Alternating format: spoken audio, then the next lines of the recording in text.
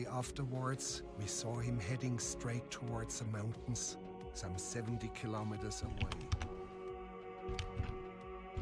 Dr. Ainley explained that even if he caught him and brought him back to the colony, he would immediately head right back for the mountains. But why?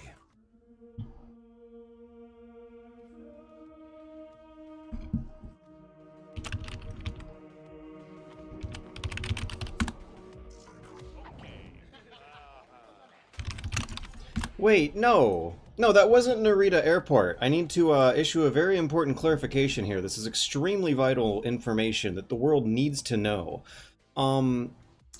Yeah, we flew into Narita Airport for all the trips I've gone to. However, I don't think that footage is a bus station. We were going to Mount Fuji, so it would not be an airport, but I guess busy public transit terminal. Wait, no, yeah, I need to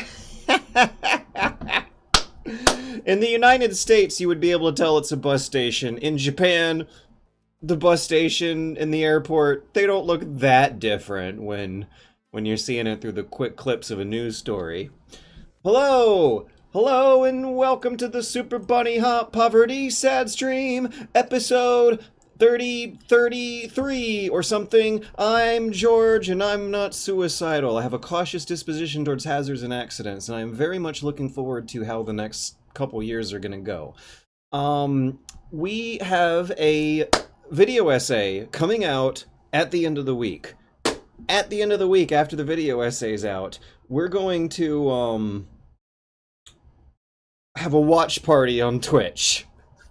The video should come out around afternoon, and then the time that the evening and the nighttime start roll around, we're gonna have a watch party. This thing is feature length. The topic is wild. It's I am of the opinion that I am working on the best video I have made so far right now, and we are going to party like it's 1999. Yeah, GK, I think couple years. I don't know how much I'm looking forward to like the next 10 years, but the next couple years, I think I'll be able to keep my head on my shoulders. We're gonna party like we're not suicidal for at least the next couple years, and then see how we're feeling then. Maybe, wait, we should all watch on our own to juice the YouTube numbers. Yes, you are. You are correct. What do we got here? 32? If 32 people show up to the stream, there's probably going to be more after the publicity push for the video. But compared to the like 100,000 or whatever that usually end up watching my videos, at least back in the day, and fairly recently, I do think the Pentiment video is not bad.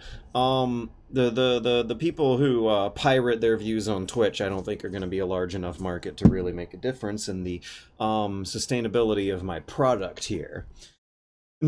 Bold claim, multiple tabs. Which browser? Alright, so we're playing Metal Gear Solid 3. And as someone who is currently in the thick of some bad crunch time hours, where last week I was working 15-hour days doing the editing, and I think I still got a couple more of those ahead of me for the rest of my Monday and Tuesday. I earlier said that if I die in Metal Gear Solid 3, I will pack this game up and away and move over to the other room, switch to the other computer's streaming PS3 setup, and start a round of Metal Gear Solid 4.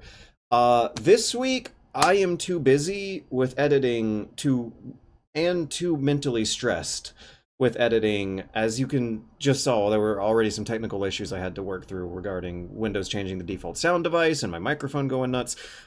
Stuff like that is bound to happen when changing from one computer to another, from a game running on a computer to a game running through a streaming capture box through a console. That's all going through very old hardware with a lot of jury-rigged adapters and setups gluing everything together.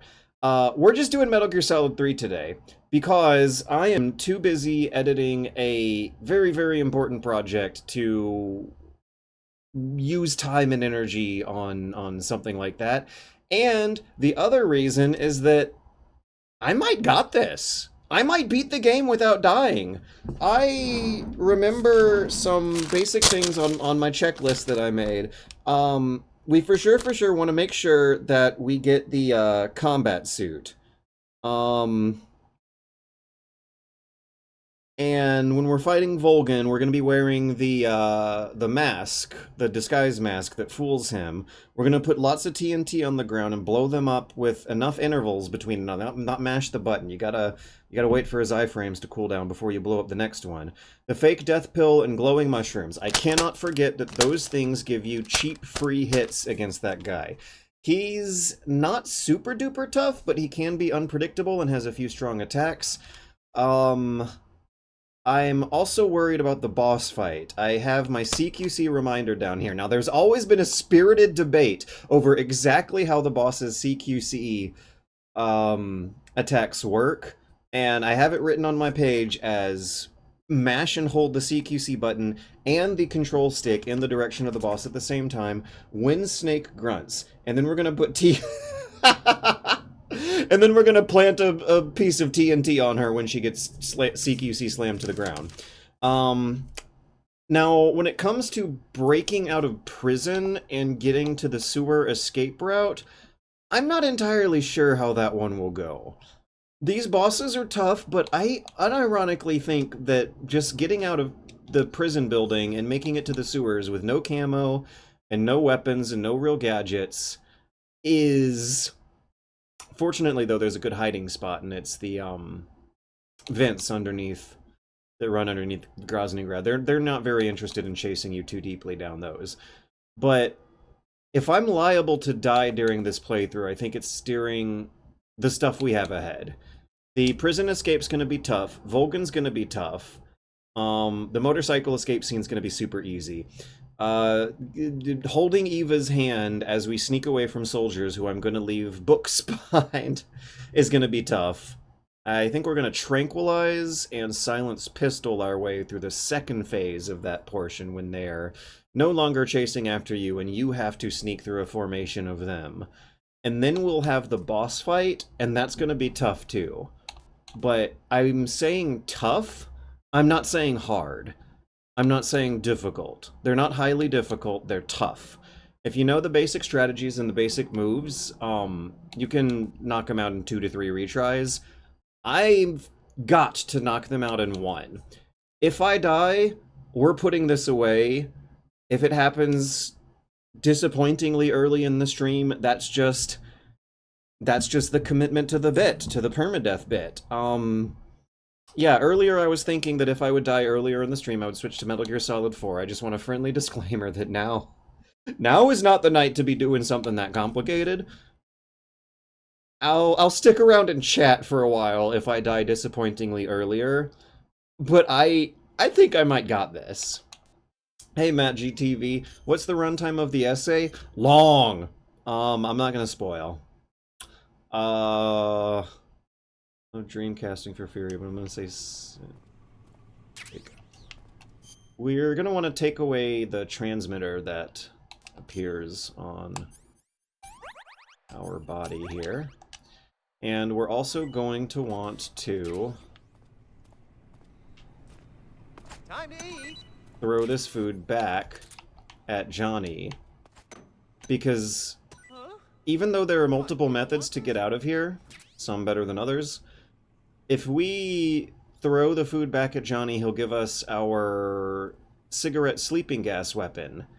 And that's going to be really probably the only reliable way to even think of doing the next section of what's ahead in a way that's not immediately intimidating. That's just going to be tough instead of highly difficult and frustrating. If I get these cigarettes, the sneaking section ahead will be merely tough instead of scary. I'm actually quite looking forward to the challenge. Eva escape could be hard. Yeah.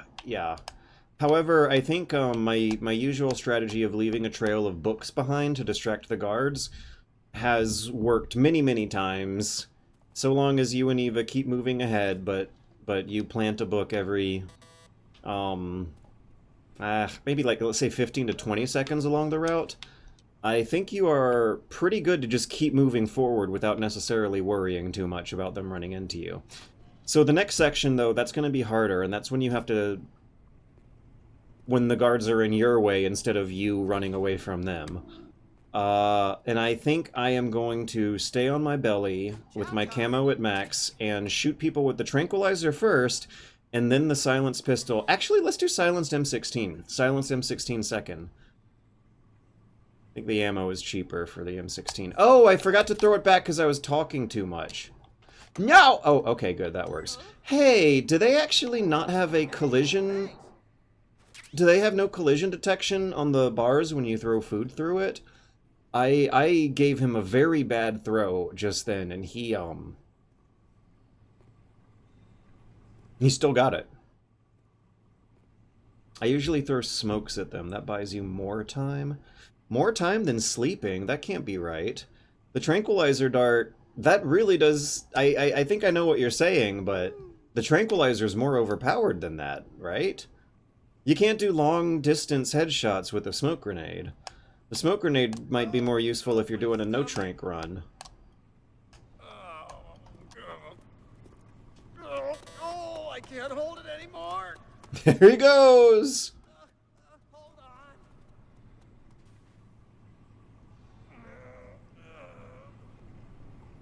It's coming out. Here it comes.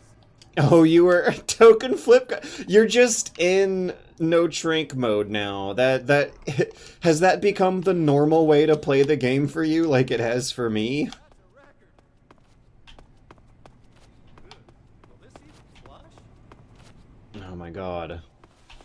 I hate using my imagination. Yeah. Me too, buddy, me too.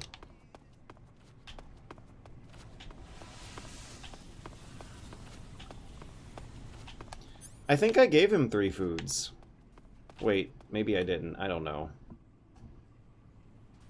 I was gabbing through it. Oh, there is collision. It's just really weird. I wonder if it's just a generously large box, because that is a pretty narrow window they want you to toss through for a game that does not give you a preview arc or even a really reliable way to train your throwing skills. The mind behind police knots.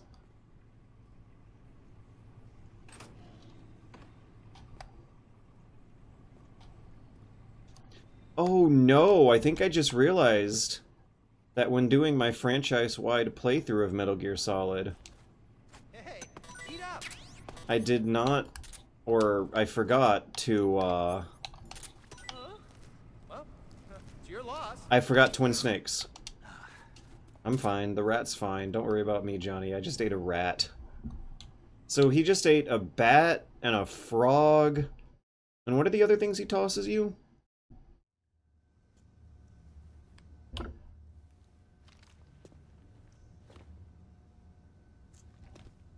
I remember this being a pretty fun cutscene. I'll let it play. I guess not all Americans are dogs. You mean it? Yeah. You know, before the war started, I used to live in America. I even had a wife and a kid. You must be pretty lonely. What war is he talking about? Yeah, I am pretty lonely. Really lonely. What's your kid's name? Johnny. Johnny. Nice. Yeah. Really? You like it? Well, if you say so, I'll believe you. Cold War. Actually, my name is Johnny too. All the firstborn sons in my family are So, called Johnny. what would, like, obligate him Dad's into Johnny, and my son's son will probably be a Johnny 4475? too. The whole clan of Johnnies. Why do we have a Cold War anyway? Our two countries used to be such good friends. Right, did, like, I hear ya. did Donald Trump deport him back to Russia after illegal extradition procedures or something? Extradition? I would say Korea War, but not sure if it fits in the time frame. What would that be, I took stuff from your 54? equipment when the colonel wasn't looking. So yeah, I don't know, like, if it's something that happened 20 years before this one, it might not be fresh enough on his memory. The least Oh, I don't think anyone would be referring to that as, like, the war, as if it's the current war. Well, Maybe it's the Cuban Missile Crisis? Did he get, like, kicked out over the Cuban Missile Crisis or Let me something? out of here. huh? I can't do I think that. I recall something like that going on during the Don't Cuban you go Missile getting any Crisis. Funny ideas. If you try to escape, I'll have to shoot you. I've said too much. I bet it was Hot Coldman who sent him back to Russia.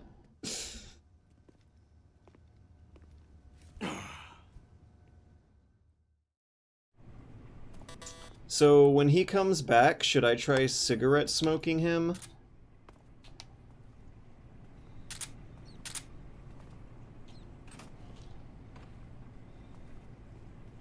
I kind of want to try cigarette smoking him. Oh, I also don't want to use the fake death pill. Time to eat. No, oh, that got him anyway. Nice. Okay, 475. I thought that, like, he would drop a key or something, but we'll call the phone number. We got it in a cutscene. The ghost is gonna break us out of prison. Yeah.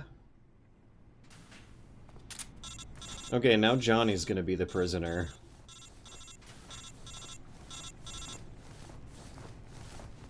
Oh yeah, it could have been the Bay of Pigs, too.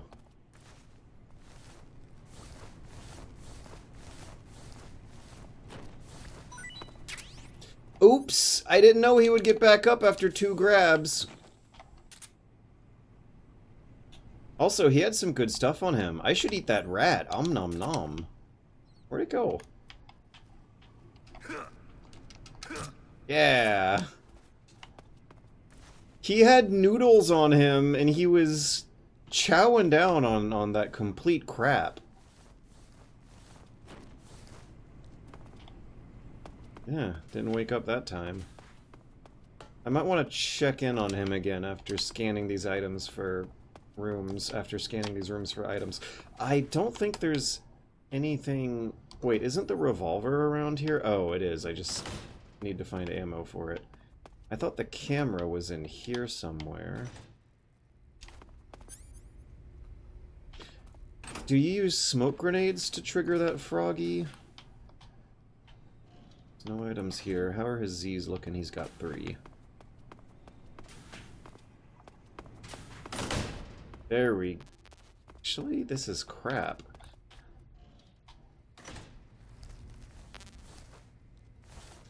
In the torture room, I have not found anything useful. Did I, like... I think I started a new game on this one, so... It shouldn't already be in my inventory from a previous completion. I thought it was in the office here. Is it a difficulty thing? Does it not show up on hard mode? Let's get out of here before he wakes up. The game logic will reset his sleeping state anyway, and I don't want a caution timer to be on the screen when I move out of this area. Okay, the very first move I make out of here has to be carefully considered. Things can go south right now. Oh, the hunger. That's really good, actually. This means I can knock them out by rolling into them. That might really save the day. But the very first gap crossing I make out of here has to be careful. Look at that camera angle they gave you!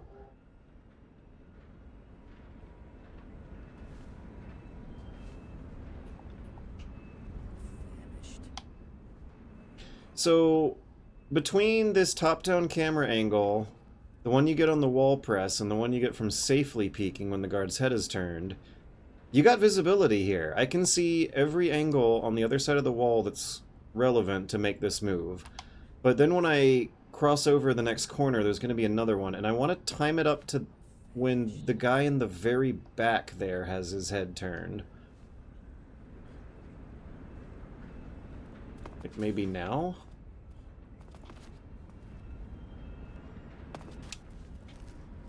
I feel like there's a guy right ahead of me. There usually is. Oh, get down, you goober!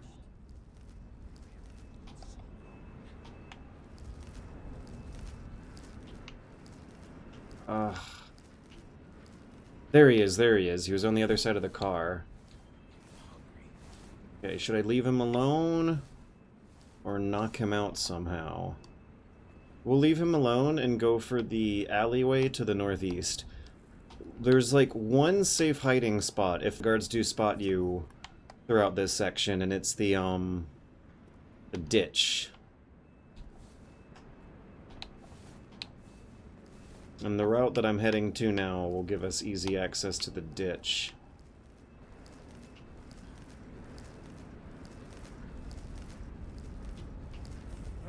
Oops. Cardboard box, that's important. Uh-oh. Uh-oh, uh-oh, uh-oh. Hey, this isn't that bad. I'll go when his back is turned and smoke him. I wonder if I should punch him and fork him. He has a microphone. We'll, he has a walkie-talkie. We're gonna smoke him instead of... Oh, wait, I can, roll into him. Yes! Yes!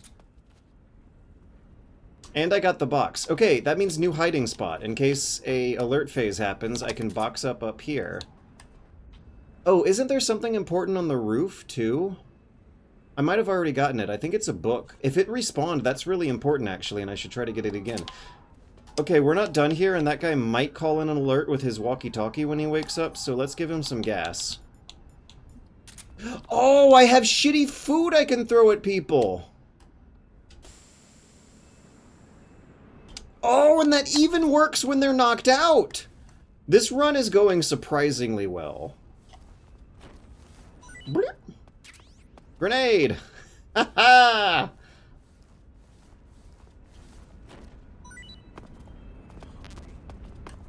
Bandage.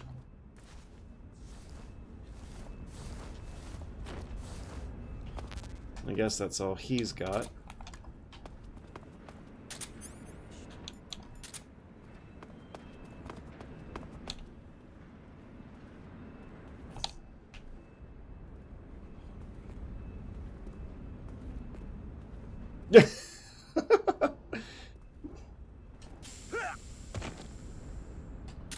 So I have 11 of those left. I wanted to climb up the ladder, is the reason why I'm knocking him out, because between this guy and the previous guy I knocked out who might be liable to wake up while I'm trying to make the move and make my getaway, I'd rather have them both knocked out than only one.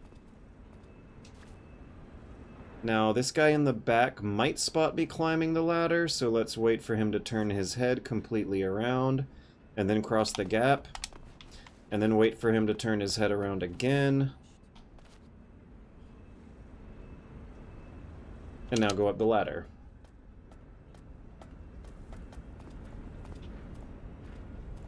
Oh, we have a squat guy? There's no book. This might not... Uh-oh. This might not be a very good place to be. I should roll him. Roll! Okay, I've got another plan for him. Yeah! Ooh, this is evil.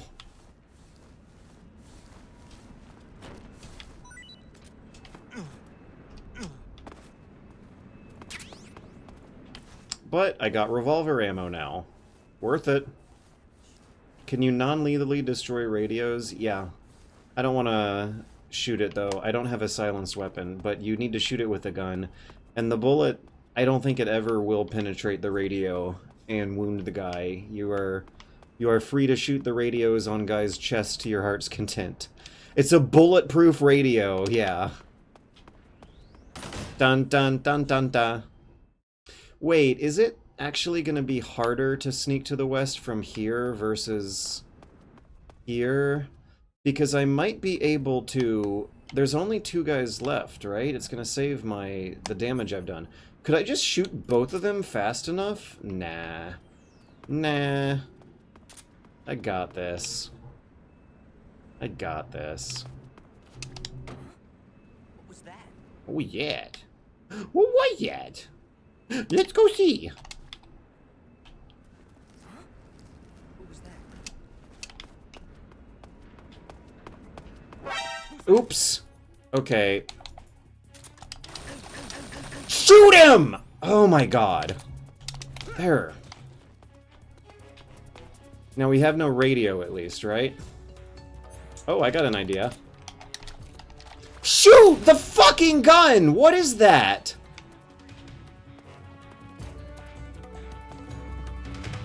Someone heard that. What? Where did you guys come from? That was not supposed to happen. Alright, let's turn this alert into an evasion and get out of here. I got cocky, I got cocky. Oh, we got a box spot. Hiding spot right here. No one sees me get up here, we can wait it out like this. Bum bum bum bum bum bum bum bum bum bum bum bum bum bum bum. Bum bum. Bum bum. Come in, HQ. This is HQ. Patrol. Oh, I got this. The next door I need is Enter high alert. Acknowledged. directly ahead. Pursue and engage. I got good subsistence cam visibility of the route.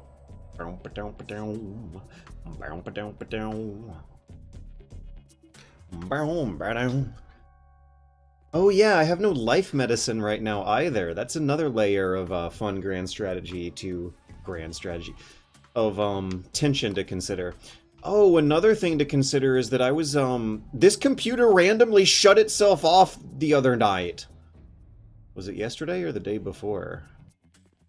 And I'm nervous about it happening again, but I don't think it will. It's only done it once, and I think I narrowed the problem, or identified the problem.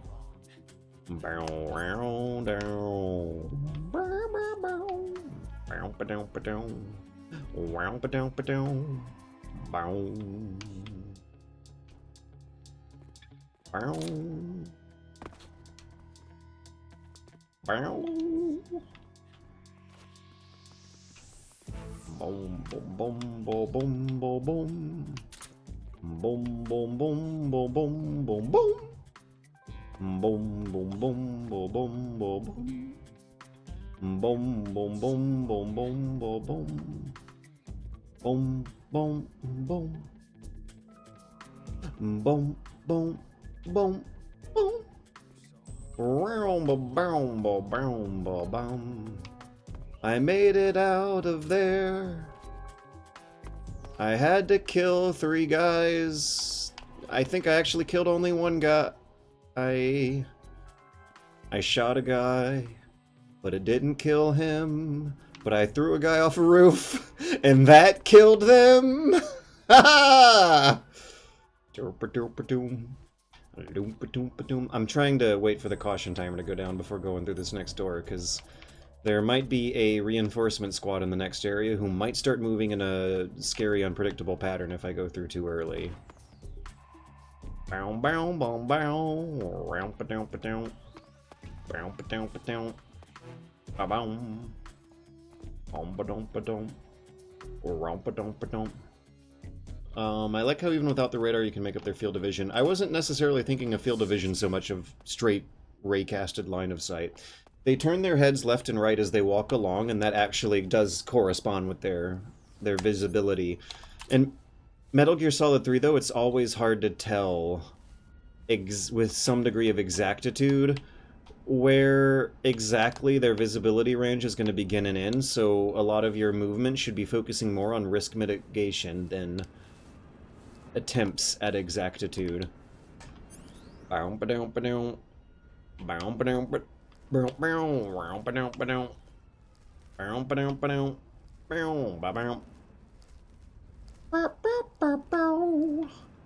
think I want to crawl through the tanks. I could shoot the spotlight and then wait for a caution. I was getting way too cocky with my movements. I could shoot the spotlight and then hide underneath one of the tanks for the duration of the entire alert, evasion, and caution phases, but that would just take too long, I think. It is a very annoying spotlight, though, that is worth the bullet on maybe a different day when you're allowed to game over once or twice.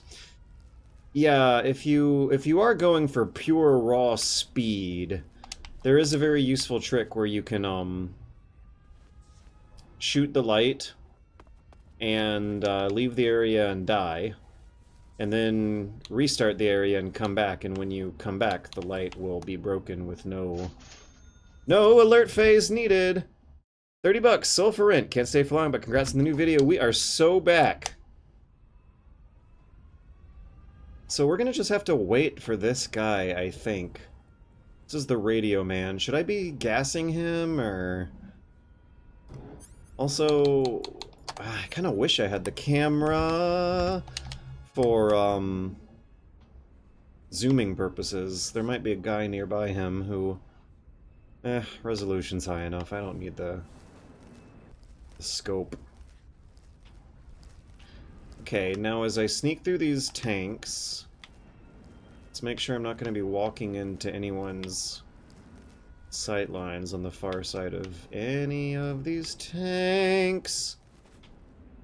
I might want to go a little fast right now. Also, the dog might hear me. I think I can box up on the placement here. Okay, I can, but this is not great, actually. I feel very vulnerable and exposed up here, but you do get good sight lines for shooting people in the head, which we're not really going to be doing anyway. We're at least technically hidden, even though this is incredibly obvious. Can you imagine just ignoring this? Like, looking at this box here and thinking this is completely normal? It's just a box.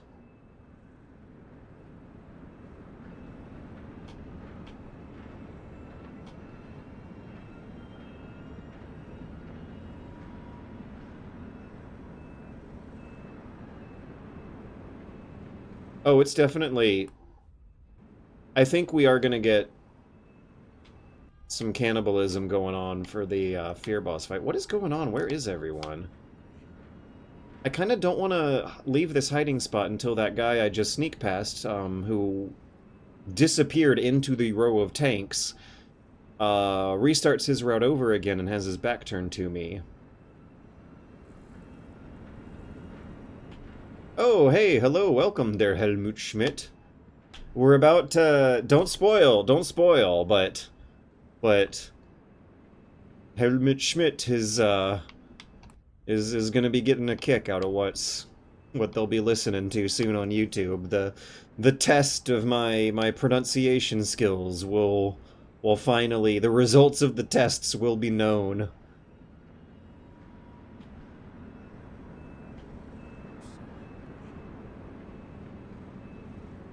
Is he ever coming back? I saw that guy disappear into the tanks, and I have not seen him come back ever since.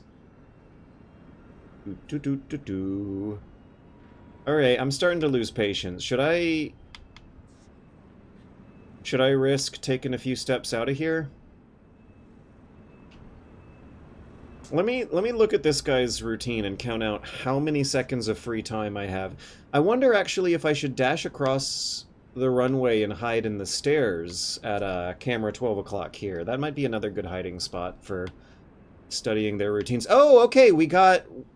Tank Man has appeared again. He hides in those tanks for like 2.5 minutes. That is more than enough time to sneak around. We're gonna call him Tank Man. We're gonna call this guy Runway Man. I think there's one more guard further down the runway I'm gonna have to worry about, and a dog. The dog I don't think will be as big a deal. Come to think of it, the guards I can roll into. Unfortunately, Tank Man has a microphone, radio, walkie-talkie. I am tempted to knock him out right now so that just in case there's an alert phase, it won't be particularly bad. I think by the graces, one of the reasons I made such a clean getaway from the past one might have been because I took out the radio man early. Okay, Tank Man has his back turned. Oh, there's 2 runway men.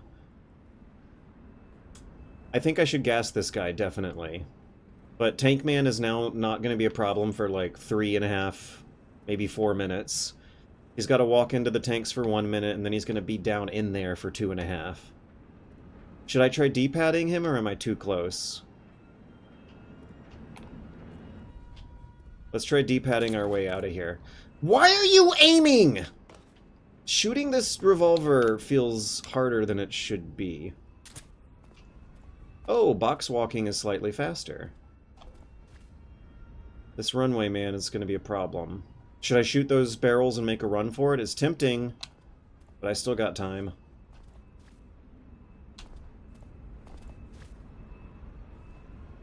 And I gotta make sure that runway man won't be sneaking up behind me. So let's keep the camera pointed behind me for a while. This is going well! Oops.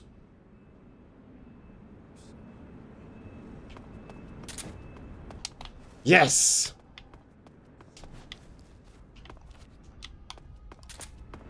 I think I made it. I think I made it clean. That was super duper clean. I had 1 alert phase. A guy died from an explosion, but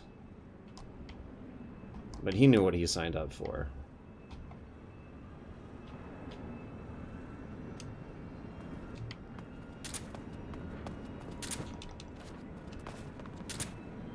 I think I can just box my way to freedom, so long as I'm up here on a stack. Box also makes run faster on slopes. Yeah. I remember that speed run tech.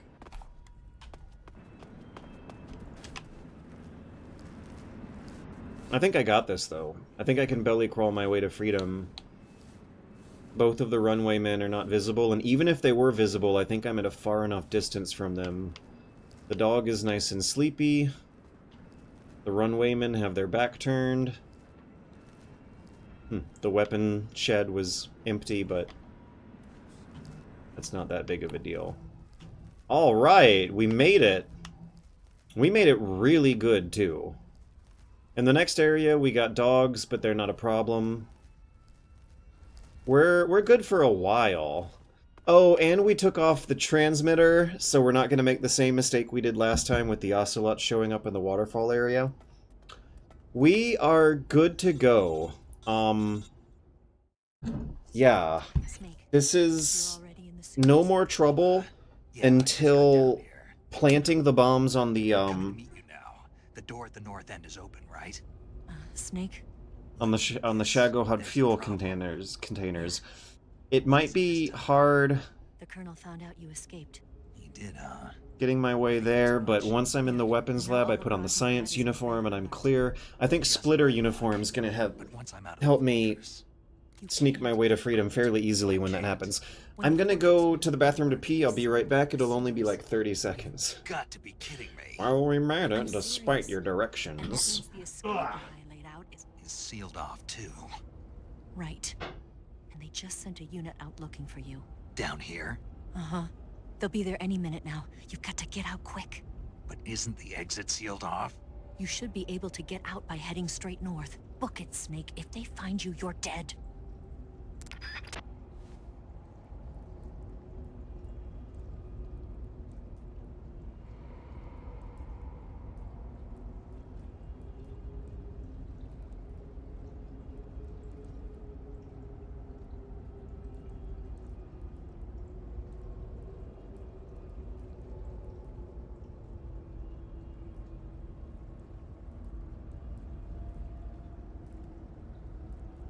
Oh, ah, yes. Ha.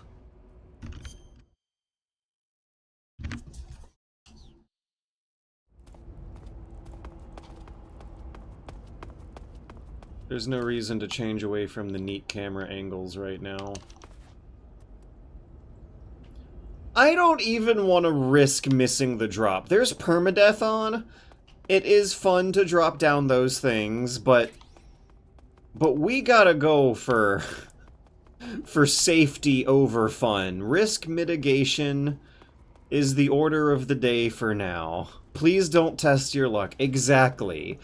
There is a 0.0000001% chance that my controller could just suddenly die in the middle of taking that fall. We're not going to take that chance. If my controller suddenly dies, we can use the keyboard as backup to pause the game and rethink our strategy. But if my controller dies on the way down a lethal fall, that's not a backup plan. Oh, nice splash. Oh, that sounds so comfy. The PS3, the PS Vita version of MGS2 comes very, very highly rated, very highly recommended. It's apparently really fun to play portably. But, the MGS3 version on the Vita did not work very well due to frame rate drops.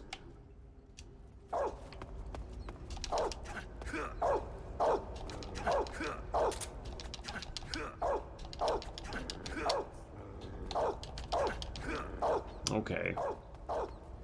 Oh wait, I know what to do to him.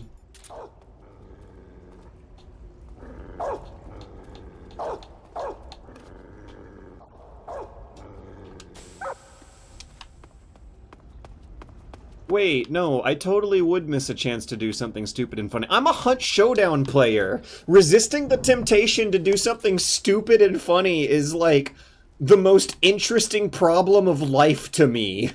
I have spent hundreds of my hours of life playing a game specifically all about resisting the temptations to do silly, funny video game stuff.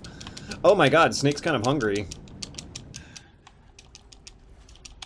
Oh yeah, water noodles, sewer noodles. Menu full. That's funny. We'll do the ration and then take the noodles. I don't think the vampire bat's very filling either, Snake.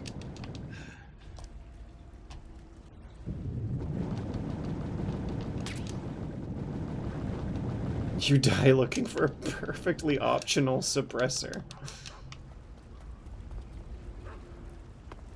Eating a ration underwater. Okay. I'm sorry, I did not question the game logic of that like you guys did. Yeah, ever tried a calorie meat IRL? Yes. It was, it's almost like ritual at this point. When, a lot of fans give me calorie mates. Friends give me calorie mates. I had a stock of them for a while in the closet. Roller 42. The Red Panda, that was the Red Panda. The Red Panda is certainly not the first to think of the idea. And I kind of like them. I don't think they're bad at all. They're, like a very, very filling cookie. You can eat only just one, and that will help you climb up mountains in hot, sweaty, humid, tropical conditions all day. I shit you not, we ate them while climbing up Mount Fuji. It's an interesting texture. I found them slightly chalky. If you have some kind of beverage with it, it's almost necessary, I think. I know what you're talking about. It's a little annoying, but I'm not gonna knock them for it. I'm not a fan of the texture, but I am a fan of the long-lasting, filling sustenance, which is really the point, right? I did hear that Square Enix keeps Office Closets stacked, like, piled high with pallets of them, for crunch time sessions at the ends of projects. But would you give your life, not for honor, but for calorie mates?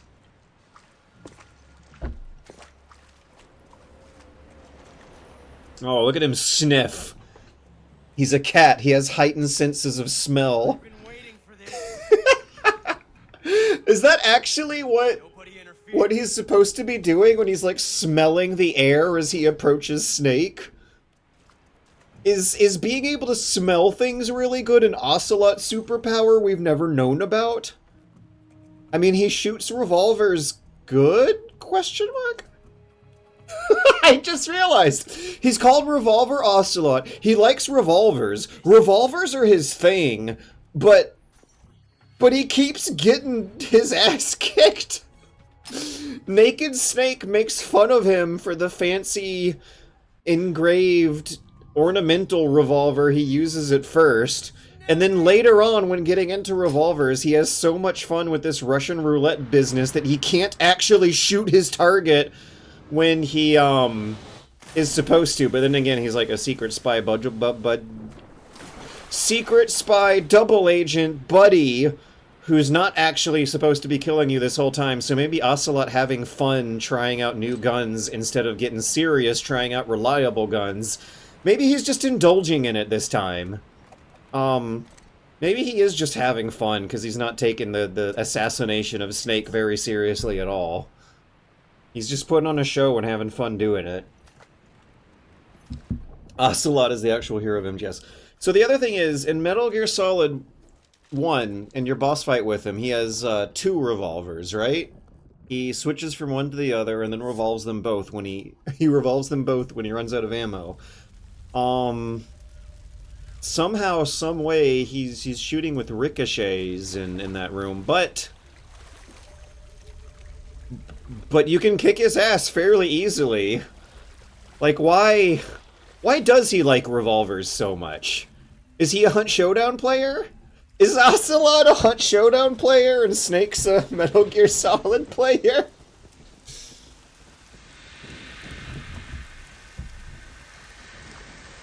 Or he could be deliberately acting stupid to distract everyone from the fact that he's working for the Patriots, but really working for himself. And Sad. So sad. A host of sorrows. and maybe taking on this persona identity of being Revolver Man is just a part of the ploy of distracting people. They're all autistic in some way, and they're just having the time of their lives unmasking and being fuck it. Like you, I too am filled with sadness. This world of sadness. But who brings death? Oh yeah. Ocelot, considering Volgan's reactions, also consider Tatiana's and the boss's reaction to them. In Secret RBs, both characters make fun of him for his finger gun hand gesture, his theatrical tendencies. Oh, what a good shot that was. Are not silent. Now you will know the sorrow. He looks like Stephen King. Wasn't there an existing character that they just blatantly ripped off to make this guy? At least visually. His character design is super like someone who I can't remember. But anyways, let's see what we got so far. We have killed many people. And we're gonna revival pill to get out of here. I have 5 life medicines? How did that happen? I have my cigar? I think I remember picking up 1 life medicine, but I wonder if the, 5 life medicines is something... Okay, I want to get on one end of the river to dodge his lasers whenever he does shoot them. I think being in the middle of the river is not a good place to be. Also, can you shoot the ghosts? Might be stunning them, but I don't think it's making them go away in any big capacity. Can I penetrate? Yeah, I got 2. Is that actually stunning them?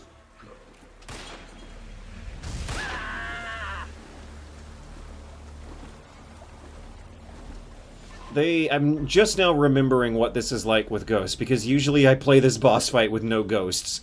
but they can hurt you. This I'm getting kind of nervous actually because there's whoa there he what was that guy doing? That was just an officer. That wasn't the boss. Why was he sprinting? If I've seen that before, I don't remember why. Why was he sprinting? Patrick Stewart. Okay, is that an actor or a character?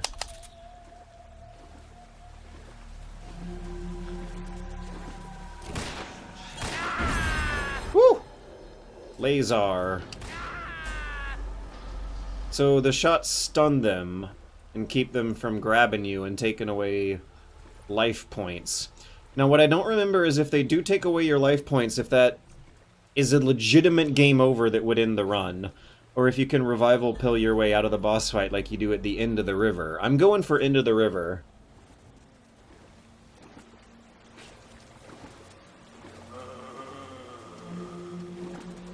So is Patrick Stewart always wearing turtleneck sweaters or something? I thought there was something specifically about the turtleneck sweater that was inspired by a movie character or movie actor.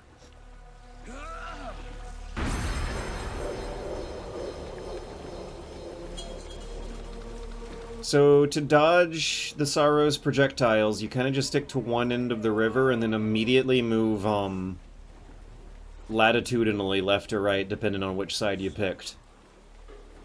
Sorrow. Thanks for the warning, nice and early. Oh, missed me by a mile. Shouldn't have warned me. You warned me. Okay, so there were a lot of guards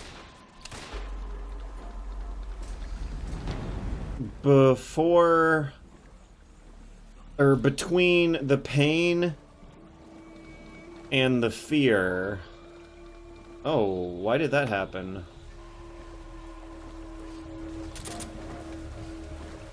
I'm trying to remember.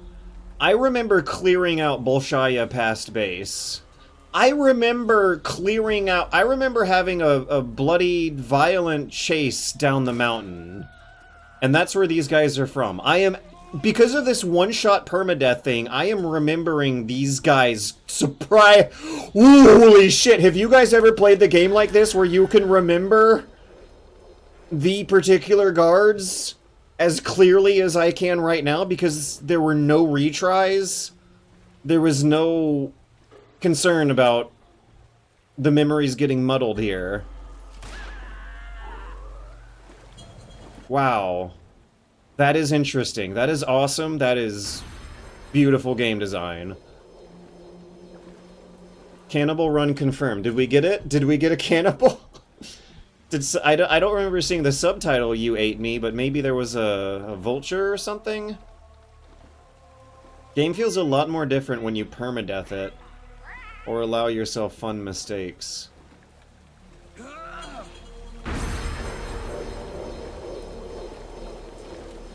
Up the mountain, down the mountain, inside another mountain. I killed a lot of guards for Bolshaya past base. I killed some guards going up the mountain. And it looks like I killed a few guards at some point in Groznygrad. I'm trying to remember who these guys might be. We have one officer and 2, 3... Oh, no! These must be the guys from the weapons lab! Oh, yeah, I remember having a really bloody shootout in there. And that very rarely happens in my runs, and I still made it out of here and got to come back and visit them here. So these must be weapons lab guys. Wow. Wow, wow, wow, wow. I actually remember them. Oh, that didn't do much damage. The third person aiming is inaccurate as hell. I swear this was more reliable than the first 2 games. There was a vulture flying over one of the guards. Okay. So, 40i, if you have 0 kills, there are 0 ghosts in the river. But you still have to dodge the Cobra bosses, like this guy here, and also the Sorrow's projectiles, where he shoots ghost goop at you. He shoots ecto-cooler at you. Okay, the Fury... we got a few more. We should have one more guard. This is awesome. I remember killing one guard. I remember knocking a few out, tranquilizing a few, but the one I think I killed here... Oh. Did he not show up? I think I killed someone with a fuel barrel explosion. Okay, that's the Sorrow himself. And we're gonna revival Bill.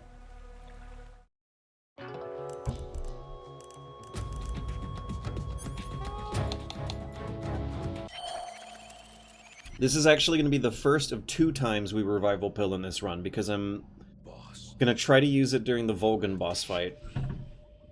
Zero sugar ecto cooler. You want to finish your mission, don't you? Wait, if you let yourself get hit by all his beams, you eventually see concept art of Solid Snake. What? The spirit of the warrior will always be with you.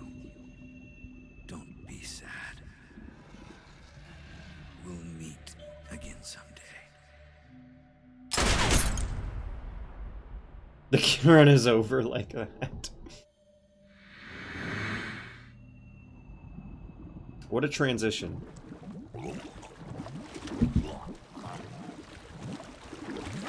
So how long do you think that lasted in real time?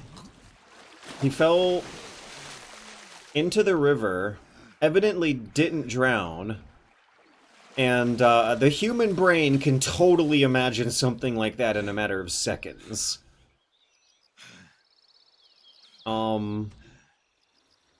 If the Sorrow Ghost really exists, which I'm going to assume does, I think I can comfortably accept a somewhat plausible narrative of events, that is, where the Sorrow Ghost triggers a hallucination or a nightmare that might last in real time considerably shorter than it does in Snake's own imagination when he's close to death, drowning in the water. It's been 9 years.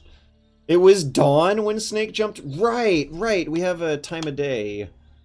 I think it's the butterfly they want you looking at for that point of view shot. This would be like a few minutes at most. Yeah, it's like a maybe 6-7 minute boss fight, but... That was a close call. What the hell happened? But in real time, maybe 2 to 3. Almost crossed over to the How long can humans last underwater? You got... I think it's, Something on your mind, Snake? a skill that you can train and develop, but I think you can't last more than 11 minutes even if you're a professional super-duper swimmer with strong lungs. The Sorrow was a man with That can't be right, actually. 11 minutes sounds way too MGSV, long. which was the subject 10 minutes? Are you shitting me? Yeah, okay, I feel like when I was a kid, I heard the stat 11 minutes somewhere around, and I was like, wow, those spirit world and evoked athletic professional swimmers are amazing. And now as a cynical, skeptical adult, I was like, 11 minutes? That can't be right. That seems way too long. No more than 3 to 5 minutes. That sounds more like what I'd probably be capable Why of. don't we ask Sigurd? I'd have to see a video to believe more than 3. Finished checking up on this Sorrow What guy is it? on the island. Divers? Thought you guys already knew Like the oyster divers that he's dead. and cave divers? They, you gotta train. I'm sure you have to train to get up to 11 minutes. And the boss is the one who did it. Pretty sure you get brain damage after not breathing for more than 1 minute. Well, that's the training. You, like, suck in a hell of a lot of oxygen and hold on to it That's for a when she while. met the Sorrow, who'd gone back to the Soviet Union after the Cobras broke up at the end of the war. Except this time they were enemies. And then what? The boss killed the Sorrow James herself. Cameron knows. Accomplished her Maybe mission. James Cameron's gone through the training. Maybe James Cameron is one of the, like, It's never there. 1% of superhumans who can manage 11 minutes. You okay, Snake? Yeah, I'm fine. It looks like it's not time for me to die yet. I sure hope not. Otherwise, the whole mission is shot. No. Counting on you, pal. Roger that. Sigan's given us the most relevant pep talk for this run we've ever had. Oh, I was worried. Are you all right? Yeah, I took a pretty freaky detour. What are you talking about? Nothing. Forget it.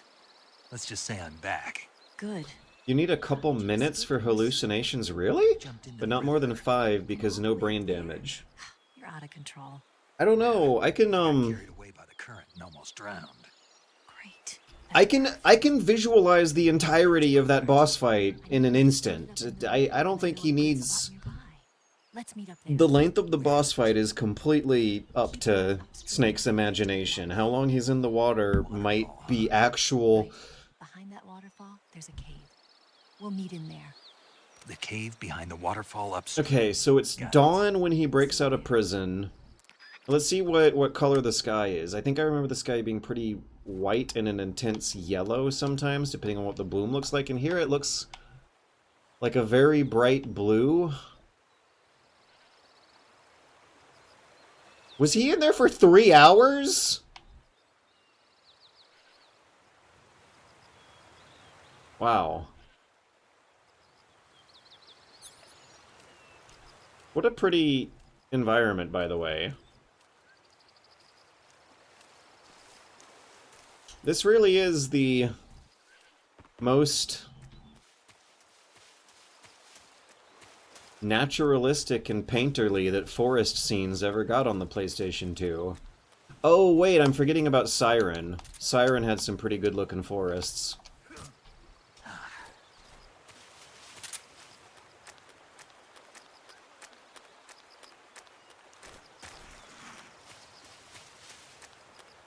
Do you think the decoy octopus was disappointed when he had to mimic Sigint/Anderson, since he's a pretty normal person?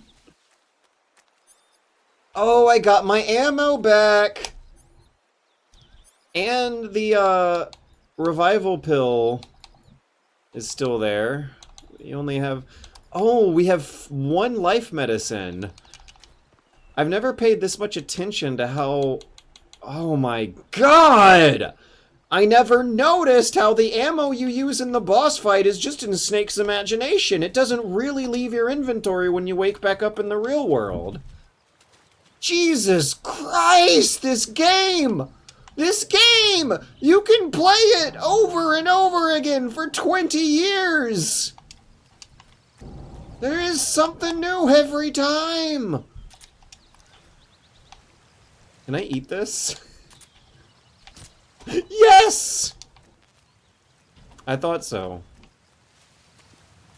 Anyways, there are no ocelots in here, right? I'm real nervous now, and I'm gonna be nervous whenever I play this section again.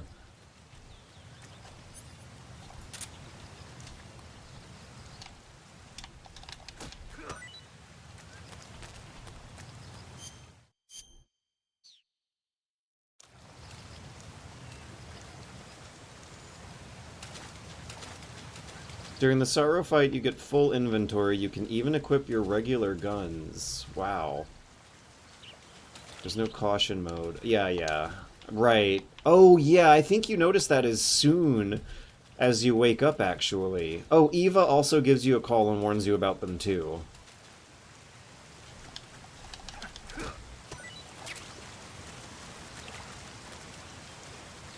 Yeah, I am hoping for the toggle, rather than like a, I don't know, a Boolean mode switcher that locks you into one or the other for the whole game. The toggle is so nice. Look at that! I can pan this camera up and get this beautiful, absolutely gorgeous angle and composition, and it's, really quite seamless depending on my needs on a frame-by-frame basis. I can switch by one to the other depending on whether or not I want to appreciate or aim for any one particular grabbable item around here. It's such a nice system. It is so nice. I really, really wish that the game industry had made more than one game using this system. When you get the hang of switching between the two, it is the best of both worlds. They confirmed Delta has everything. Camera toggle, good. There was rumor earlier that it was, I don't know. Gamer semantics, gamer vocabulary can still break this down.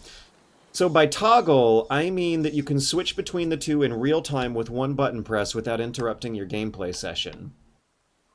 By toggle, they could also mean that when you press new game, you pick one mode or the other and then have to commit to it for the whole run. So I'm hoping that by toggle, by Roller42's message here, I'm hoping that we have it confirmed that it's not going to interrupt your gameplay session.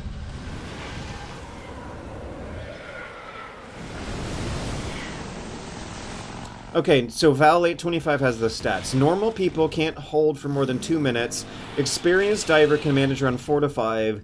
After that, the only way of reaching more is with extensible training. Well, I'm wondering if 11 minutes... Where did I hear that? That sounds fantastical. That sounds like modern mythology. That sounds like, an internet rumor or something that I might have committed to memory through sheer stupidity. Is this 11-minute thing popping up at all, Val? So could you.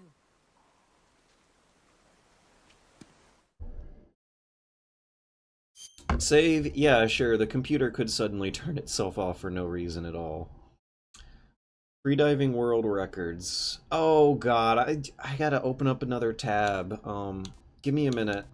Operation. Which one of these saves is the least important? I think this one. This looks like I just started European Extreme, played for 15 minutes.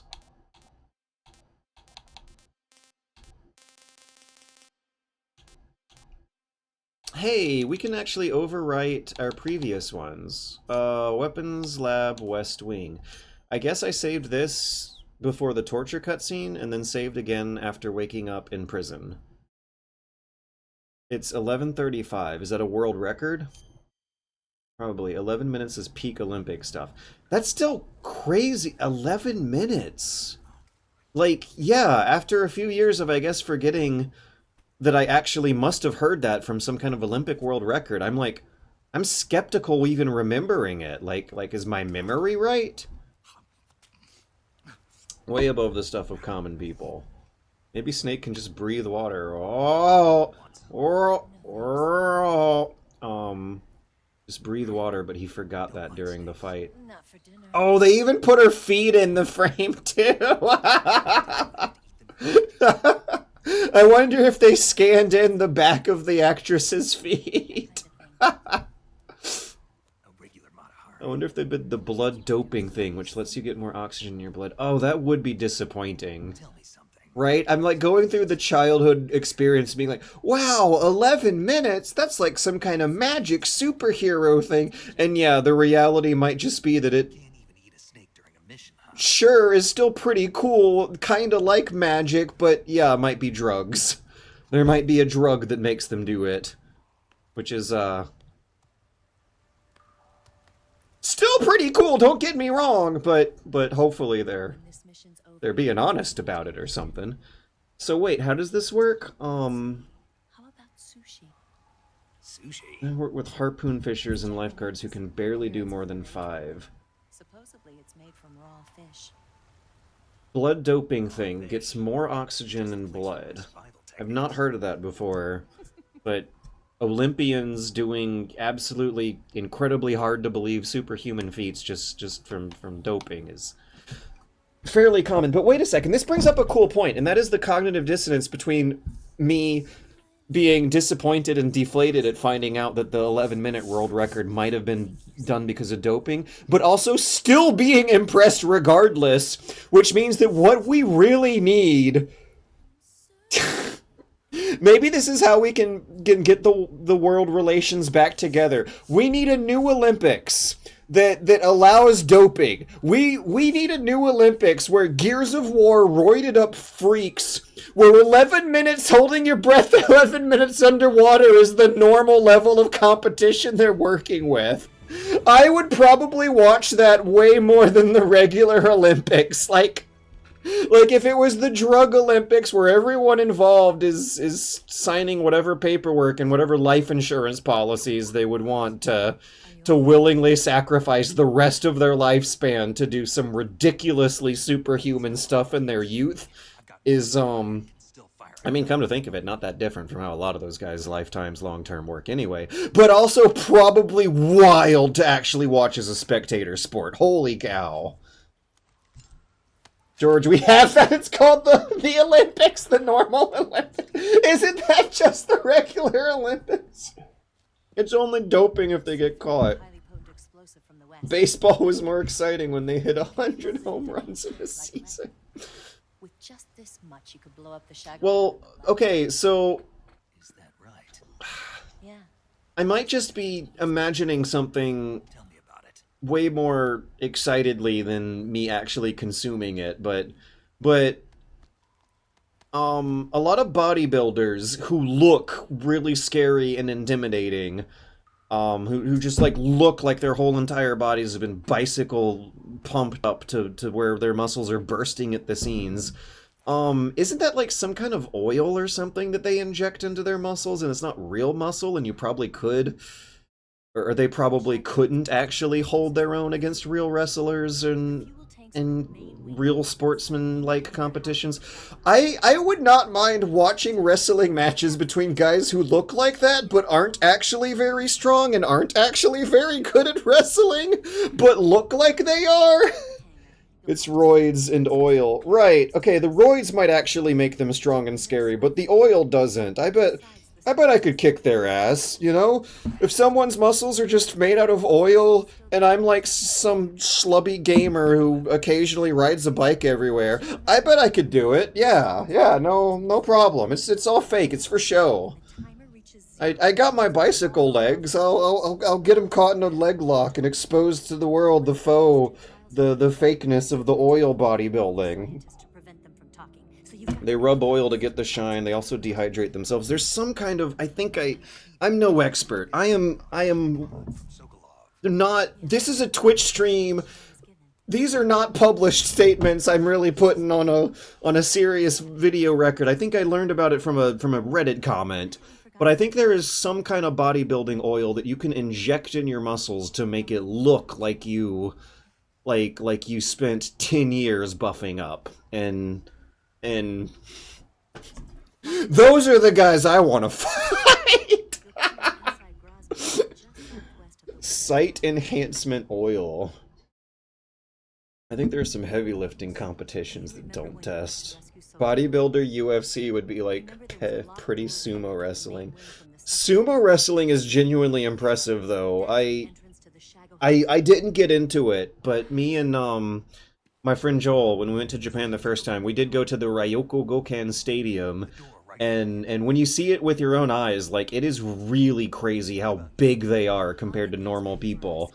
And not necessarily, like, unhealthy. They're super duper large, right, and heavy, but they are, I think a lot of that underneath the muscle, underneath the outer layer of fat of a sumo wrestler is like a legitimately scary layer of muscle upon muscle that is there from a lifetime of holding, or not a lifetime, like what is it, 15, 20 years, however long those careers guys are. Like, they I think, do have a shitload of muscle in their lower body to carry around that much weight. Like, it's really, really intimidating when you see it in person. They look scary as hell. It's called synthol. Sumo wrestlers are insanely strong, yeah, and the pictures do not do it justice. They look like giants in person. Sumos are goated, it's a beautiful life. Oh, and the other funny thing is, like, standards of beauty. There are so many promo posters and images, just like Western wrestling, where the sumos will have like beautiful models in either arm, and apparently do have some pretty wild romantic escapades with some of the most like wildly beautiful Japanese celebrity model, super attractive women.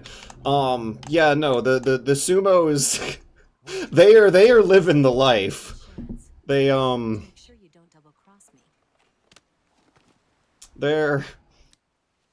probably having fun, but they like to make it seem like a very, very traditional, formal, sacred, ancient, ancestral tradition. But the theatrics going on, I don't think, are pressing fundamentally different buttons than the same ones that Western wrestling does. Snake. It's called sight enhancement oil. They inject it into themselves to look way more buff than they actually are. However, your training in CQC should be more than enough to take them down if you don't engage them from the front. So Snake has to use stealth and guerrilla warfare shootin' scootin'. Oh boy, we can get some more mushrooms. These are for the Bolgan... Did you see the dynamic lighting? These shadows on the wall are baked in. I thought the game's lighting was baked and that when you shoot a gun and it makes a muzzle flash... Oh, there isn't even a dynamic light of the muzzle flash, but the dynamic light of the mushrooms was... Wow! Radio the Major. Okay. What does he say? I don't remember anything interesting here. You've recovered your weapons and equipment. Now I can finally go on the offensive. So yeah, I'm imagining Snake Vulcan back for what he doing like a Volgan-style boss battle against a sumo wrestler and using stealth and flanking techniques to slap the shit out of them from the back. Go back to Groznygrad. Volgan brought in sumos to help guard the Shago Get back Eye. into Groznygrad by going to the end of the cave behind the waterfall. Head back to So there was, I remember once watching on a TV a sumo wrestler with sex addiction who was surrounded by bikini models who were crazy for him. Oh yeah, no, the... Different beauty standards, right? The ladies love those sumo wrestlers, and I doubt they would have as much admiration outside of Japan. But there also is a pretty... I don't think camera technology has really caught up to whatever sort of visual spectacle is going on, because I was shocked at how much bigger they look in real life compared to... It's like a photo of the pyramids or something. Yeah, maybe you have to put on a VR headset to really get the sense of scale and size going on. How many bullets are these? 16! 4! 5! We're gonna get 2 magazines out of this. So in Japan, where everyone is really horny and operating on standards different from the West, we have sumo wrestlers themselves with sex addictions and TV shows where they're surrounded by bikini models who are crazy for them. Radio the Major backpack? I think I missed it. I completely talked through that radio conversation because I was thinking about sumo wrestlers with sex addictions too much. Did Colonel say... Major. Did Major say something interesting? I missed it. I actually missed it. Radio the Major backpack. Could that be an update for PC? Supposedly it's a very strict lifestyle. Yeah.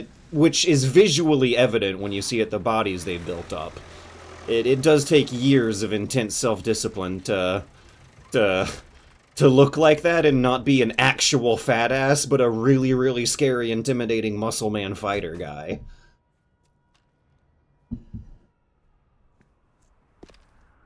Yeah. How Snake just stands there and almost gets spotted. I always hate how Raiden takes the elevator to the big shell in broad daytime and even says on the radio, it would just take 1 sentry to spot me out here in this daylight. And you really spend the whole game not having to do that much about it.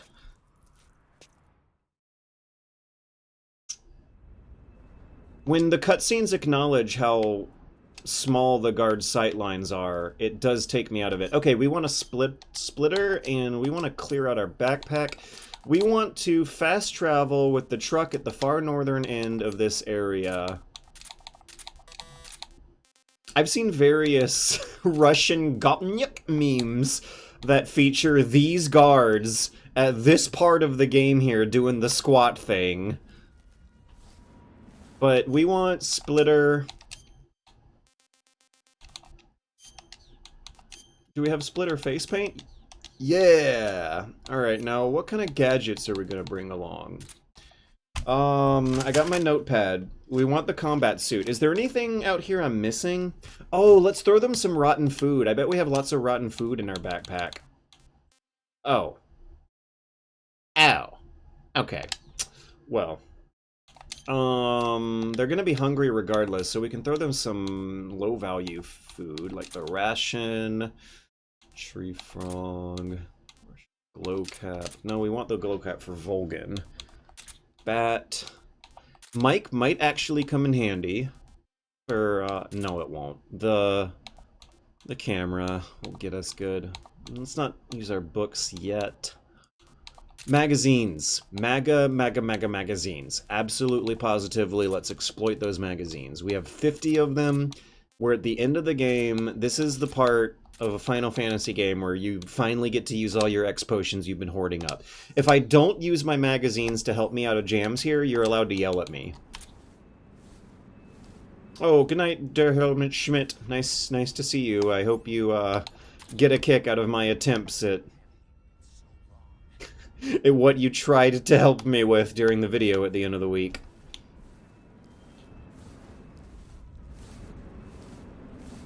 A star teenage idol having a torrid long-distance romance with another sumo wrestler, but apparently it was only horny letters fueled by mutual respect.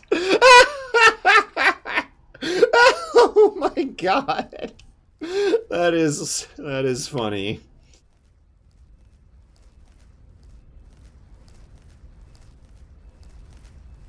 Time to set the PS2 clock ahead. No, we're playing legit.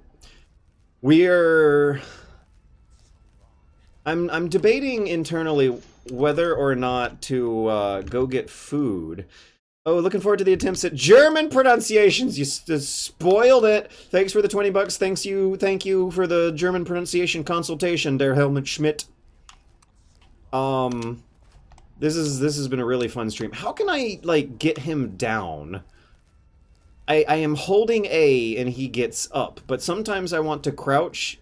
Oh, you go out of first person and press the directional switch. That's how. Okay. Oh, good night. Have a great night. Thank you so much for everything. You have been a saint, my friend. Oh my god, we got even more. Oh wait, no, that's just the double registry of the sound glitch going on. I've got Twitch glitches to work on, but editing that video is a higher priority. It's an extremely long video and needs to get out by the end of the week. Editing is more than halfway done, so I'm feeling pretty good. I feel confident about announcing that date on Twitter, on Blue Sky, on Twitch, on everything. It's even on the main channel. That announcement is on the main channel. I have technically uploaded something to the main channel for the first time in forever, and it is a tease, a hype letter. Can I hide behind the safety cones? Should I risk it? I don't exactly know if I'm risking... Oh, God. If I'm risking luck or potentially bad strategy, but I am risking... This is not good. This is not good. We're gonna have to D-pad our way extremely slowly and nervously back under the car. I went out of the car too early. I should have waited longer. Let's get distance. 65 is probably enough, but this permadeath makes me way more nervous and immersed into the action. You have Blue Sky? I gotta follow you there. Yeah! It's superbunnyhop.blue sky, whatever. It's Super Bunny Hop. It's super... Magazine throw! Yeah, thank you! Okay. I can magazine my way to the end. I think I know how to do it. Okay, for safety's sake, though, I will wait until this guy turns his back away from my planned route, 'cause I'd still rather play it super safe. I've got magazines, and I'm ready to throw them, but I don't feel comfortable with him so close. Okay, now let's go, and magazine throw when we get in a jam. Brum bum bum bum bum bum bum bum bum bum. Yeah, Val825. Blue Sky is great. I am expecting enshittification to hit in at some point. I was gonna say over the years, but everything is so enshittified right now that maybe enshittification on Blue Sky will kick in by the end of the year. But it is such a nice safe haven from the bots and toxicity that has taken over Twitter.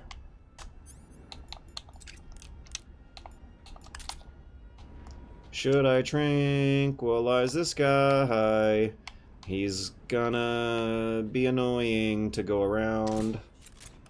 He might be good bait for his other friends who will look at him instead of me. So when this guy gets closer to me, he will really get closer to his friend, in which I'll tranquilize the puppy and then dash into the truck. So once he looks at his friend on the ground, I'm pretty sure his peripheral vision is going to narrow and allow me to sneak through it. There we go. I might actually be able to quietly go around the dog. But yeah, that speeds him up, and now I'm outside of his cone. Let's get some speed and get back down. So now I need to wait for a safe opportunity to climb in the truck. Oh, I know what'll give me another safe opportunity to climb in the truck. That thing is so overpowered. I'm playing on hard mode, and you can still get away with absolutely, positively disgusting war crimes with that thing, even on hard mode. Where is the descriptions?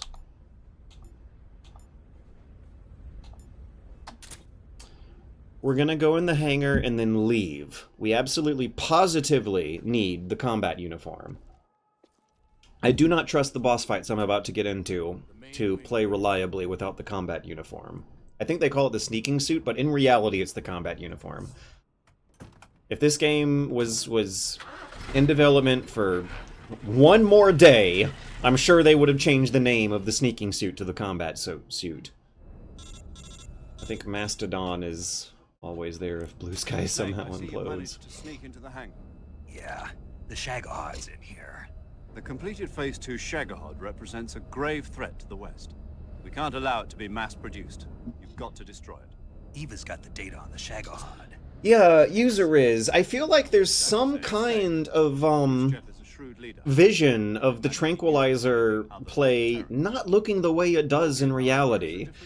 When you play the game from the original camera angles, navigating the levels can be such a challenge that having a good... getting your character and the camera in sync enough during some certain vantage points of some areas feels like it rewards you with clear sightlines for Tranquilizer headshots as like a treat of playing a minigame. I think this playstyle doesn't really come out in the real world environment unless you're playing on European Extreme from the original camera angles. Every other game, and even under those conditions, it still feels overpowering. But there's some kind of, I don't want to say method to the madness, because the method is not there. I want to say vision that didn't end up coming into the final game. Of the Tranquilizer headshots feeling more like a reward for climbing, for completing a certain navigational or visual challenge than it does a beginner's crutch that nevertheless is still available to you in increasingly more tough difficulty modes. All right. I'll make sure I finish planting all 4 charges before I wish you could get the sneaking suit during your first visit to Groznygrad. I don't know. I feel like it would make the game... It's probably an extra missable before the end of the game for the purposes of replay value. I'm tempted to go for the item, but really I should go upstairs and just plain get out of here. In fact, I might even want to get on my belly instead. I might be less visible crawling on the belly versus... Also, I think brown? Yeah, olive drab. This is one of the only areas in the game where olive drab is going to be the superior camo.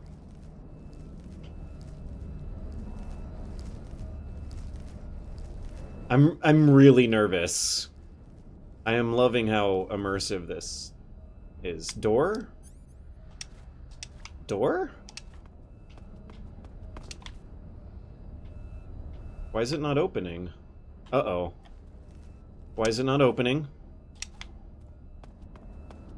Oh my god, okay. It's, I thought it was an electric sliding door.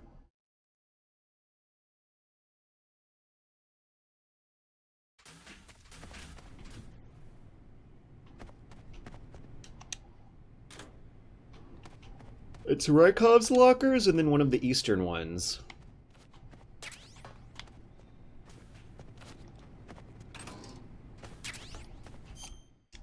Okay, first we're gonna put on maintenance.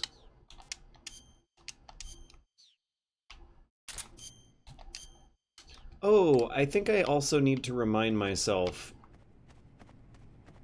of whether or not you can use the guns while disguised. So, what we're actually gonna do first...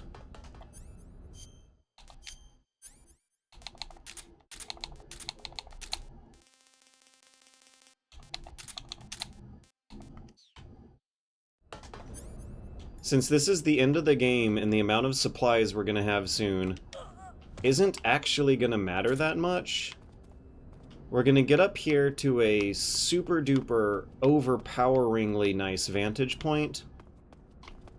Oh, look at this! Look at the camera! It's like showing me this clever sightline at this guard down here. We're gonna get on our bellies and change to optimal camo and start tranquilizing guards from up here. I mean, if not everyone in the room, come to think of it, I don't know how much I have to lose from tranquilizing the maintenance staff.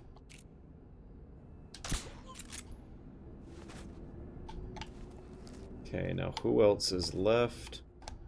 Aha!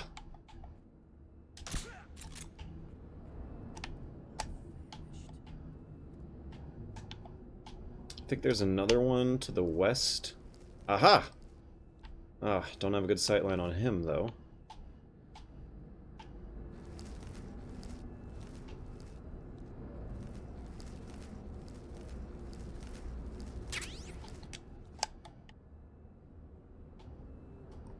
Where'd he go? Oh, I gotta stand on my tippy toes. I haven't eaten. Oh!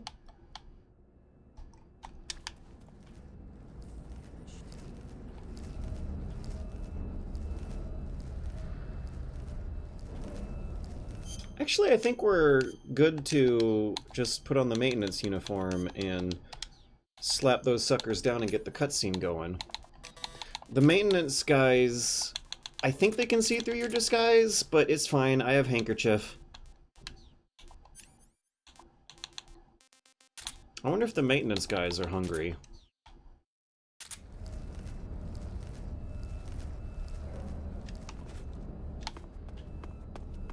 I think they tell you not to do that in the codec. Tranquilize guys? Oh, what kind of treasure does he have? Treasure. Oh, there's, treasure around this room. There's, I might not want to go down yet. I think I remember...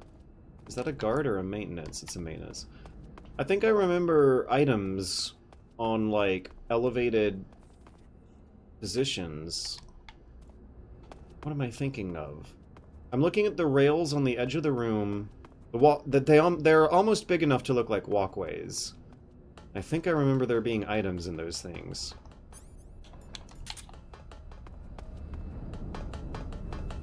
Oh, shooting the fuel tanks. That's what it was.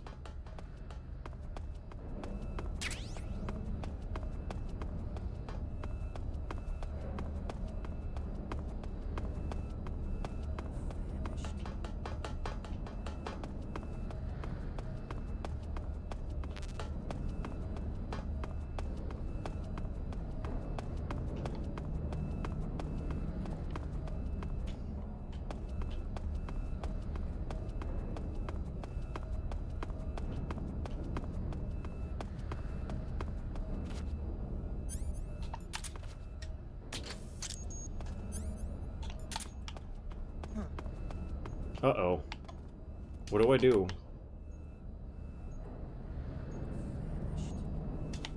That was weird.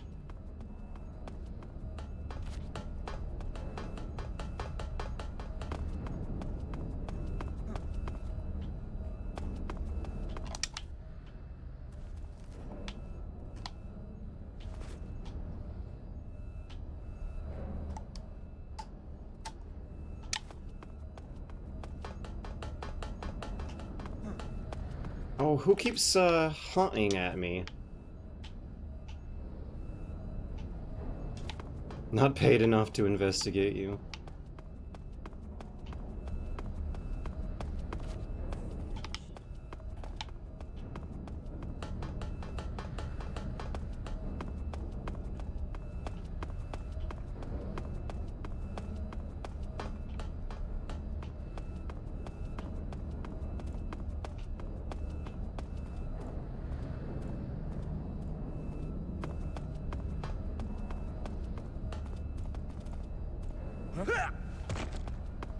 That felt kind of close.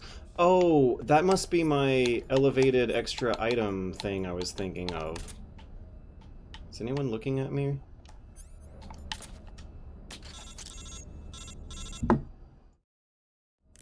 Snake, Eva, I finished planting the bomb on the rail bridge. If we get rid of the bridge, the enemy won't be able to follow us. That should at least buy us some time. I've also set up the escape route. How are things going Great. on your end? I've got 5 life medicines and the sneaking suit. Okay, I'll be waiting for you at the bridge.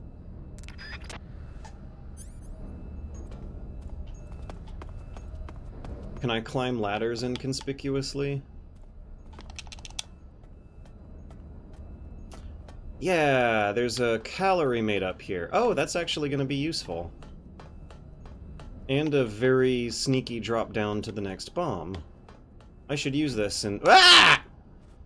I should use this in all my future playthroughs. Okay, now do they... Oh my god! What a hiding spot. Oh, I can't plant the bomb up here, though. Aw. That's a very, very powerful hiding spot and vantage point, I think, if you box yourself over there. Tranquilizing the guards might have been completely unnecessary and honestly just mean. They don't mind. They won't do anything to me. Alright. I'm gonna pee. I've been drinking coffee, and it's nighttime because I plan on doing many, many hours of hard editing work after this. I'm gonna go pee. I'll be right back. Oh! Oh!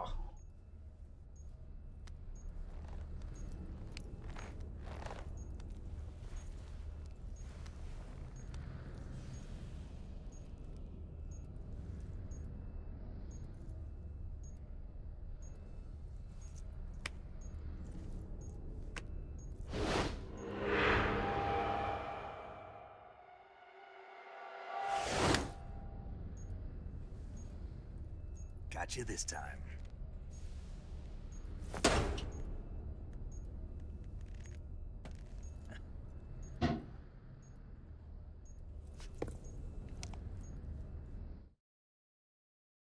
Oh! I finished planting the C3. I'm on my way out now. Hurry, Snake. Is Eva taking care of the escape route? Yeah, Are you sure? she can handle it. All right, then. Well, hurry up and get out of there.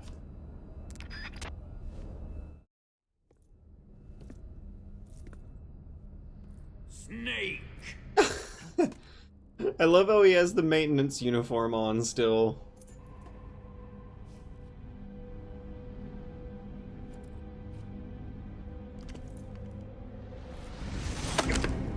Okay. Now for Volgan, we're gonna use the Ivan mask, Why'd you come back? and we're gonna put lots and lots of TNT at his feet.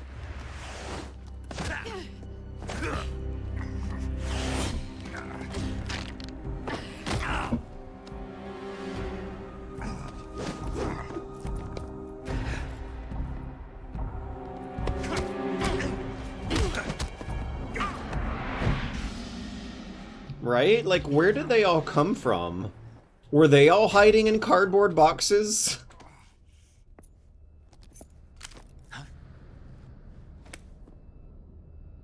Were they all hiding in cardboard boxes in the room, just waiting for Snake to turn around and give them an opportunity?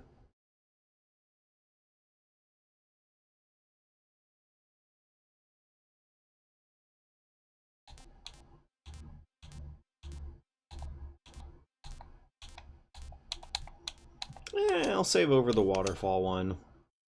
The prison escape on hard mode might be fun to replay again someday. The box is a Snake original.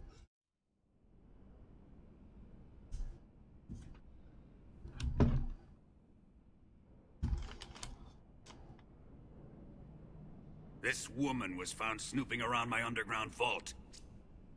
When she was captured, look what we found on her.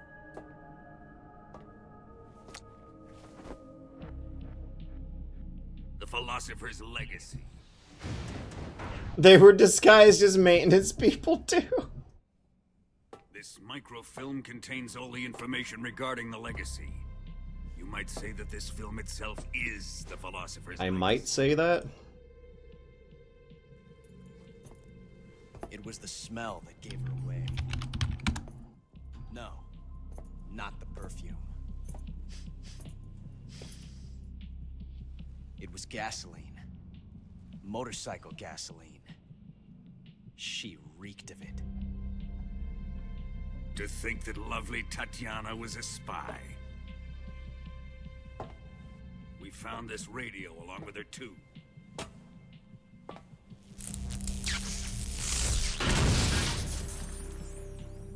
Such a fine woman she was.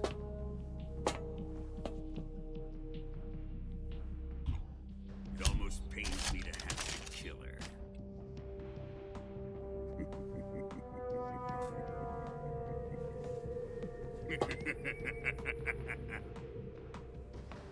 Yes, she was an obedient one. Obedient. Little pet. Isn't that right?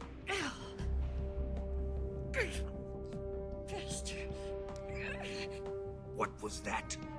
Do you have something to say to me? Go to hell. Maybe he also smelled like muddy moisture with the gasoline. Cause Dirty whore. she's like, Enough kisses from you. Jesus Christ. She's always driving the bike through dirt and mud and like scuffed her boots up on it. I should have known. Sokolov was Oh yeah. Can't believe she was a spy. At some point, Volgin says, "Someone's a spy here," in a multi. Did it already happen and I missed it? There's a screen split effect where it cuts between the face of everyone else in the room, and the joke is that everyone except Volgin is a spy. America, China, and the Soviet Union had a secret pact. The pact was a blueprint for defeating the Axis powers and creating a new world order. To secure victory in the war, the three countries pooled their resources to conduct the most covert types of operations and research. The atomic bomb, rocket technology, the Cobra unit. This looks like a bunny hop video. Fight the war 5 times over. I just realized that the Shinkawa theaters are almost like a After the war was won, a link in the chain of inspiration amongst themselves. in the what did Plato call it? In the Xiphos, the chain of magnetic rocks linking Homer to Kojima to Super Bunny Hop. Look at this video essay. I know how to do that in Vegas. I spent 15 hours for the past 2 weeks putting something almost like this together. George Lore. This voice actor to read the streamer's book. He devised a series of ingenious plots to ensure that the Soviet Union As the winter of 2021 passed, allegations of sexual misconduct came and faced the squeaky clean reputation of, microfilm contains a record of all what was it? Dream SBH. Very well. I'll explain my lore with a video essay. With this money and the support of Brezhnev and his allies, I built this That's right. It's not a Shinkawa theater. It's not a video essay. but that worthless fool It's the meaningful juxtaposition of concepts and imagery with vocal narration. and his invention. Shagohod. What would I use if I was to remake this video with my own original assets? Correctly. But the spy network established by the secret pact still existed.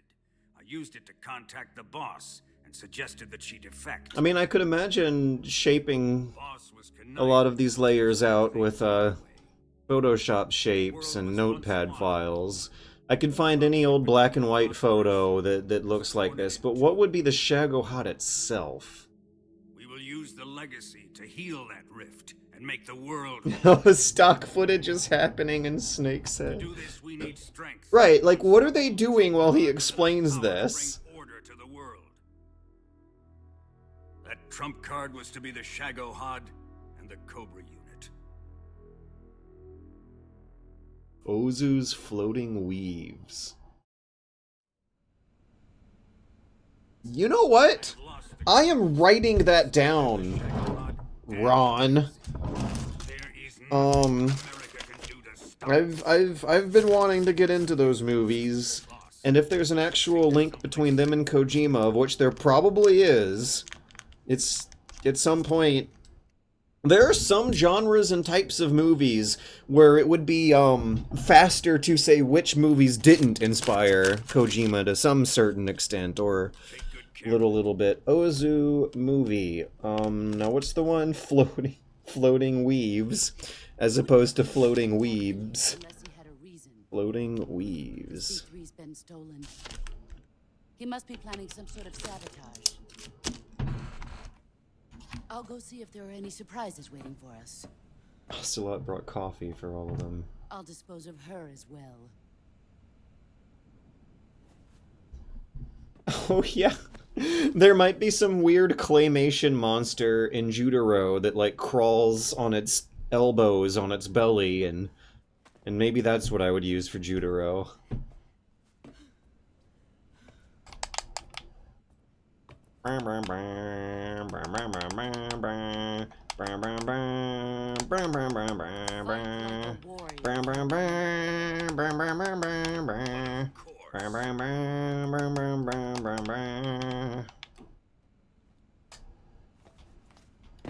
I want to zoom in on everyone's nose.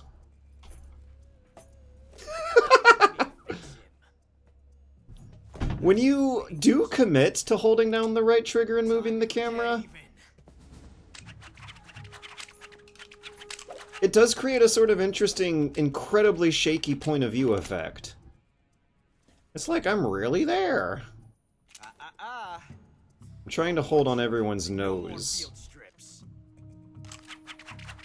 And I mean, I don't know about you guys, but my my camera handling here, it looks indistinguishable from the real thing. Should I do a run where I hold RT through every cutscene in the game?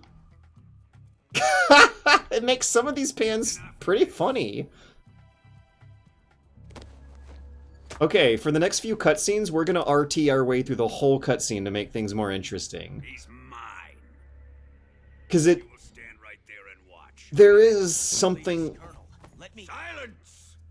like the slow reveal of very zoomed in but still very well animated facial features is doing something to the way I'm interpreting these moving images. Huh? Right? Like that was a very intimate shot of his eyes. We can get really super duper up close to some of the details while still moving things in a suspenseful way that drives the moods along. God, this game! Holy cow, this game! This game! Sorry for the delay. Let's get started, shall we? See, like, glancing back and forth from one character to another and having some kind of mental thought processes associated with where you glance this is... It's fun. I'm having fun. It's just plain fun. I'm pressing video games and I'm pressing buttons and getting fun feedback on the image. It's an interactive entertainment art fun that I'm having just holding down RT and trying to put the camera in interesting places on extreme close-ups. Does it look good? It might look worse to me than it does to you guys because I'm trying to whip the camera around to correct for errors and mistakes. But the shakiness of it all almost sort of looks like a deliberate shaky cam effect to a certain extent, right? It's just you and me now. And I'm going to enjoy this. Nay! It's certainly more manic. But doesn't necessarily look horrible, does it? That's what we're going for. Quote-unquote fun. Kojima is gamifying the feel of cameramanship. Also, I am actually kinda sorta screwing myself. We're skipping the cutscene. I just realized that timer is ticking down during the cutscene. And I did not allow that's not a rule. There was never a rule that we have to watch the cutscenes all the way through. That was just for tone setting and immersion purposes. Okay, we want TNT... glow caps.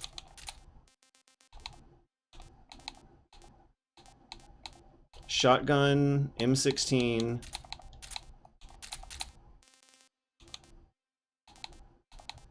I wonder if the chaff grenades screw up his electricity. Any more book? We'll just do pistol. Okay. Now, life medicine, revival... Okay, and uniform is going to be sneaking suit with Ivan. What do they call it? Mask. Okay. Should I have waited for him to step forward a bit? Ivan, is it really you?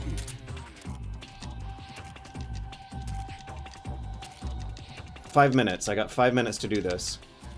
That's less time than the boss fight.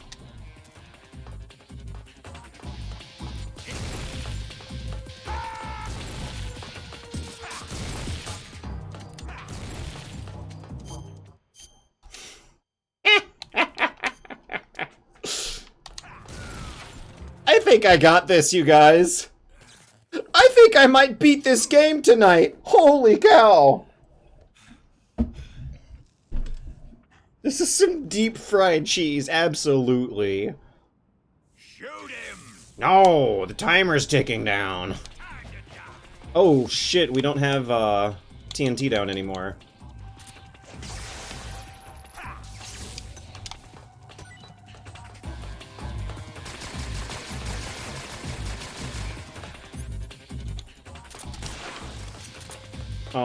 I think I need to be fake death pilling it. I'm not quite remembering how the procedure properly works.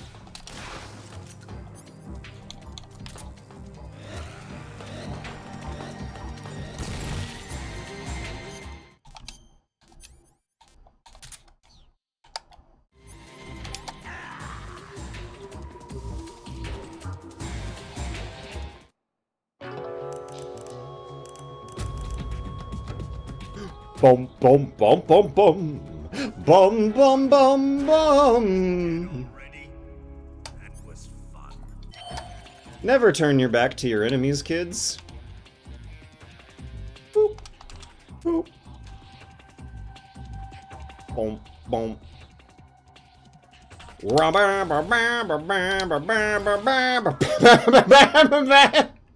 I thought that would be unpredictable. Or tough, or something. Holy cow. Okay, I don't know if we won yet, though. We still have some tough sections ahead. And I don't want to call it a close call, but we have made at least one mistake so far. Thank you very much, Token Flip Guy. Beautiful. That was a beautiful fight. Beautiful fight. I really chewed him up. I really cheesed him out.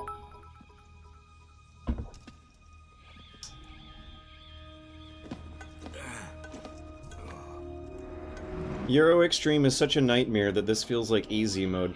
I think you can still do the same trick on Euro Extreme. It's more like non-lethaling him. Is, where you have to wrestle him and roll over him and CQC him. And then tranquilize him with headshots when he hits the ground. That's a tough, interesting fight where a lot of wild things can happen. And I remember having to retry it quite a few times to get it right. Boom, boom, boom, boom, boom, boom, boom, boom. I'm not skipping this one. There's no timer for this one. Wait, why would you want me to skip this one? This is a fun one. All the cutscenes from here on out are like some of the most fun in the entire game. They get me going every time. I must have seen this at least 30 times. And every time I feel the adrenaline, I feel the rush. Oh, we could probably do this from the original camera angles even. Bum ba bum ba bum bum bum ba bum bum ba bum ba bum. Also, they make you go through all that work to plant the bombs on the Shagohod, and it does absolutely nothing to it. It is fully functional. It is spotless, even. There isn't even, like, a scrape of black soot ash on it anywhere. Eva, how did you? The boss let me go. The boss? That shotgun put in work, too. I don't think it would have been a challenge even without, but she's... Did it? I don't remember the shotgun being nearly, as decisive as the TNT. I think I even TNT'd him for at least 3 seconds during a moment where I wasn't cheesing him, where I... Instead of shoot and scoot, I planted the TNT and then scooted back. Waiting for me. Gonna be interesting if they let the Shagohod stay untouched in Delta.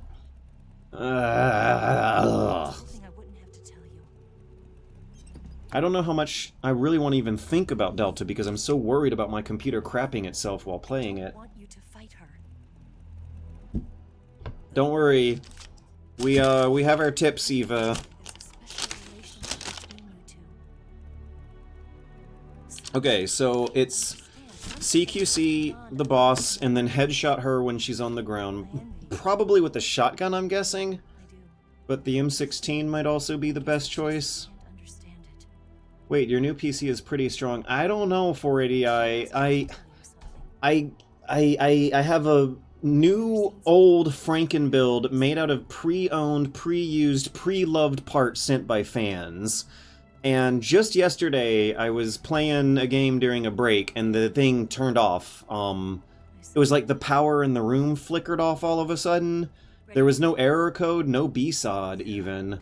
The Windows event registry didn't really give me much useful information either. That was spooky. UE5 sucks, and yeah, I think it is going to be a UE5 game.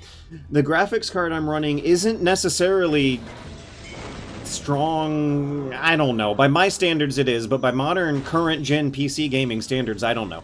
It's token flip guys, old pre-owned, pre-loved GTX 2000? I just dropped my water over the desk. Ugh, something is always happening. Do I have towels around here? I know I have lint-free glasses wiping cloth. Oh, I found a towel. Okay, so let's see how long we can stick to original camera angles. Oh no, we don't have USA face paint because I wanted to make the game more hard and interesting than that. I picked I like Metal Gear Solid 1. Maybe I just picked I don't have a strong opinion at all at the beginning. We want the machine gun and we just want to hold the shoot button down for minutes at a time. And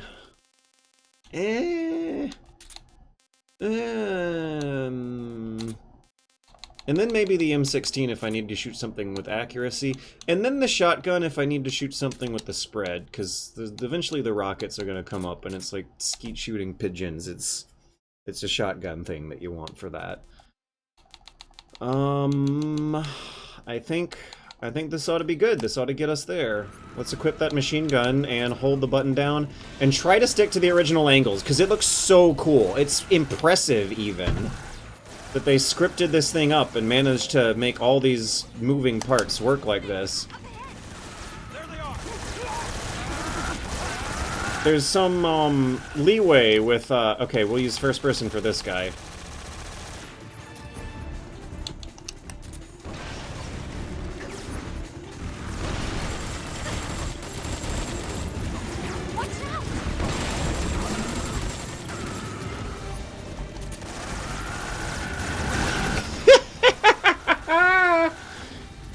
You're not playing the section right if you aren't using the original camera angles. Okay, you know what? I'm not even that afraid of how the Shagohod's supposed to look with super modern photogrammetry graphics. I just want to see this. This would look super duper cool. The camera's shaking around so much. Come on, you know how blurry games are these days and how you can't see shit anyway? Let's have a scene where they actually lean into that. Oh my god, this is great!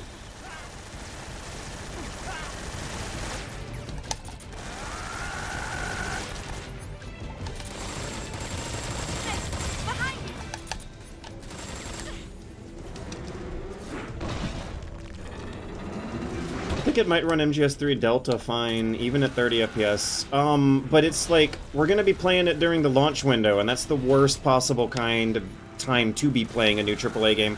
I have no faith. I have no faith that, this is no Kojima-directed Fox Engine game either. I have no faith that the kind of, optimization we're gonna want is gonna be there during the launch window. I just do not. I am expecting bad things to be happening when I look at the frame rate of that game and how often it'll be crashing and how it probably will look like a blurry, messy, awful, super duper detailed high resolution game, but made out of low resolution PS2 assets that so many modern games look like on medium to low settings. DS2 on PC probably will run better. Yeah, I do think that is what I'm expecting. Bum bum ba bum bum bum. Ba na na na bum bum bum bum bum bum. Ba da da dum. Blow him up along with it. Good plan. The bridge is on the other side of the runway. We'll have to cut through the middle of the base. So I'll be playing MGS3 Delta unless I upgrade the hardware until then. It'll be on a Ryzen 5 32 gigabytes of RAM, GTX 2000, and we're going to be playing at 1440p, and I will be recording footage of the whole playthrough while I play. Maybe to the same hard drive hopefully to the same hard drive it's running through, then copy-paste it onto something later on, but it might be writing it to an HDD at the same time we're playing. I don't have a lot of faith. I don't have a lot of faith that optimization's going to be easy. It won't be easy. I'm planning on it not being easy. I'm planning on spending a few hours reading guides, digging into notepad options, adjusting INI files, and nothing working right for a while.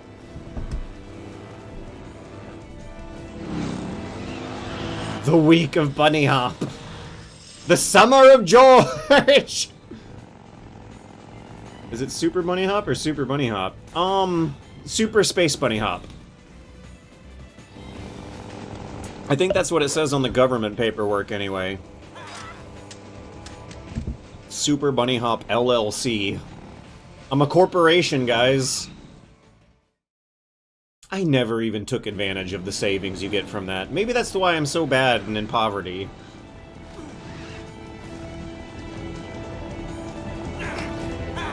Might be worth grabbing a 1080p pop. You're not actually wrong, Trig. You're not wrong.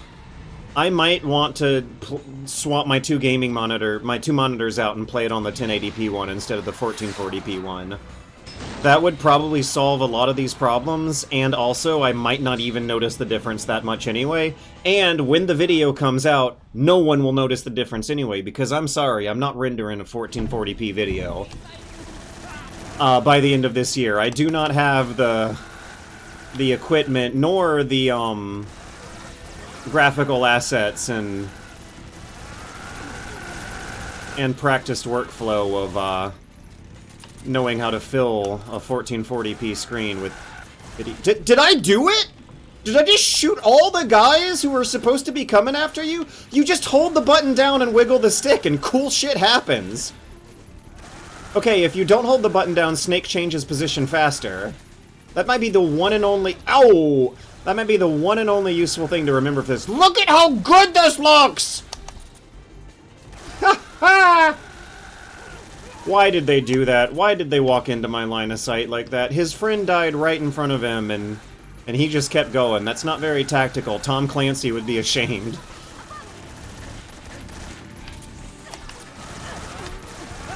God, that looks good!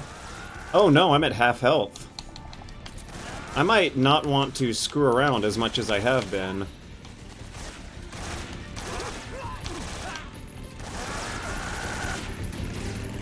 Alright, aren't we gonna gain health a bit, though, while we're going?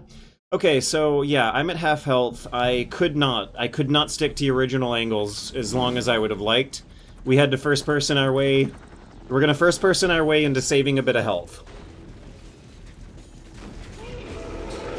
Oh, I meant grab his intake from another room. I should... Yeah. Oh, I got you. Me and Trig are on the same page.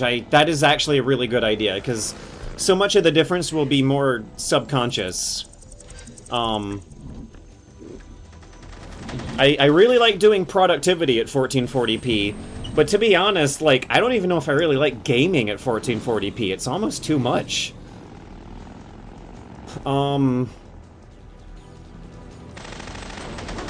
Low-resolution assets stick out like a sore thumb worse than ever before at 1480p. And getting the full image has me, Like, I feel like I need to stick the monitor really close up to my face to fully impressed by it, but maybe that's why I don't like gaming at 1440p. Maybe my monitor has been too close to my face out of my lifetime habits, and now that resolutions have gotten that high, it might be time to scoot the monitor back a few inches.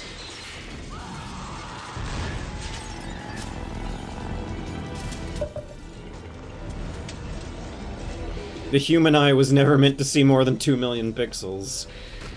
I like productivity work at 1480p. I definitely do not... I'm not even interested in doing video work at 1440p.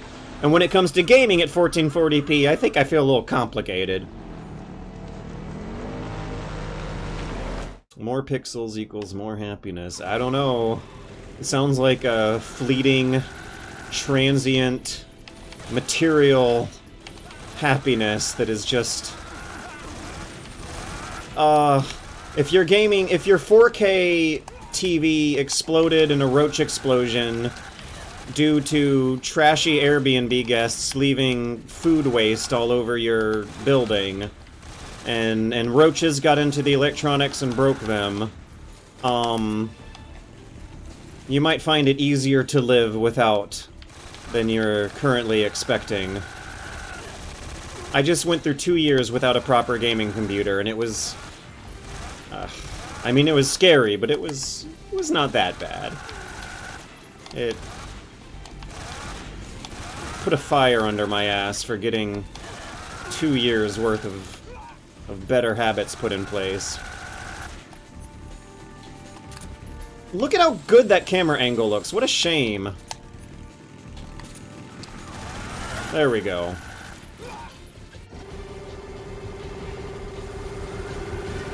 That is so cool. This is just movie magic. Yes! Wait, are we crashing into the wig? My gaming PC is a 4 to 5 year old 2060M laptop. My gaming PC is a 5 to 6 year old 2000 desktop. I think we're pretty much on par.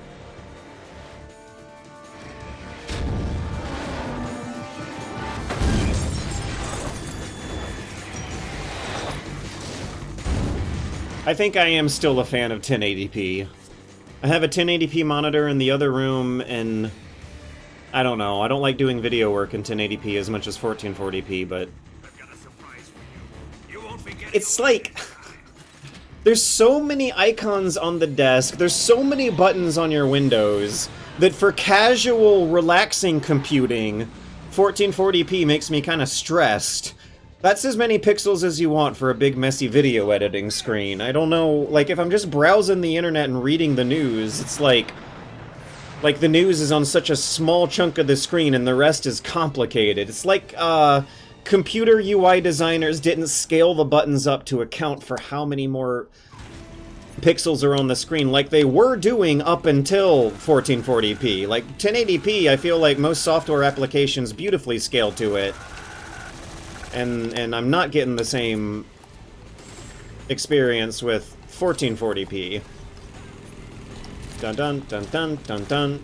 Da da da dun dun dun dun dun dun dun. Da da da da. I think I should be shooting it with the RPG while we're doing this.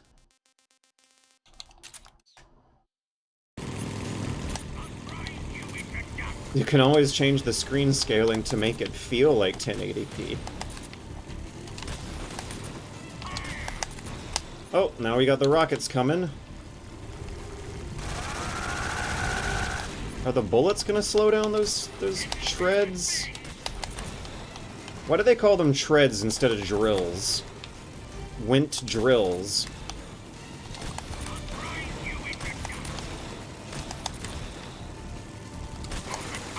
Whew. Oh, maybe I should shoot the turrets with RPGs. What am I supposed to be doing here? I'm wasting my ammo. Maybe it's the engine in the back? Weren't we supposed to have rockets shot at us at some point?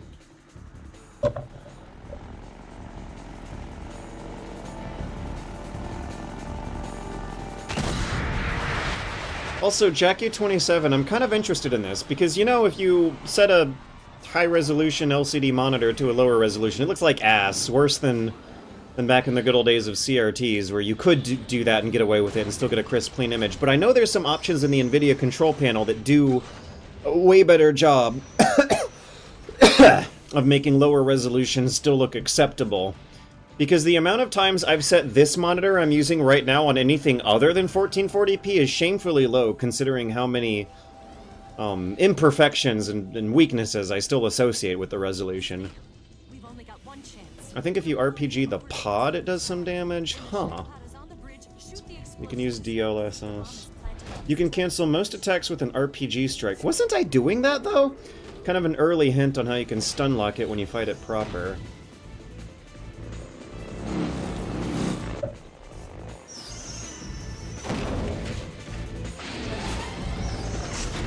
Let's go. DLS, so the render resolution can be lower, but output will be at your native. Yeah, I've been using that for Hunt Showdown. I'm still not entirely familiar with how the technology works. Okay, actually, this might be a great time for someone to explain deep learning super sampling to me, right? They're using AI, generative AI technology, I gotta specify, to, like, run a simultaneous instance of the game at a lower resolution, and then like Photoshop in real time some elements from the low resolution version of the game into the higher resolution of the game that's running like normal or something. But like, I find it weird that they're calling it an AI technology because it's happening entirely offline on your graphics card. But also, where are the hundreds upon hundreds of gigabytes, hundreds of hours worth of high resolution footage of the game that you're playing stored? It can't possibly be stored on... Okay, I can't fuck this up. Hold that thought. More to the right. Fuck that one for now. Only one more left. Keep your aim steady. Yeah. Okay.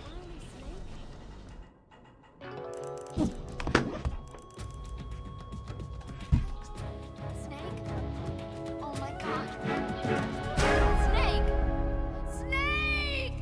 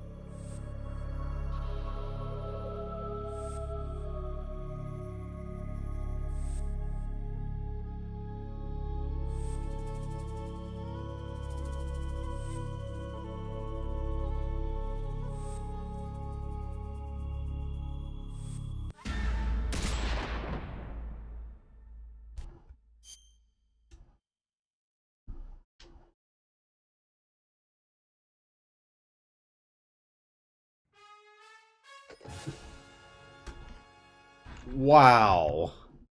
George, George.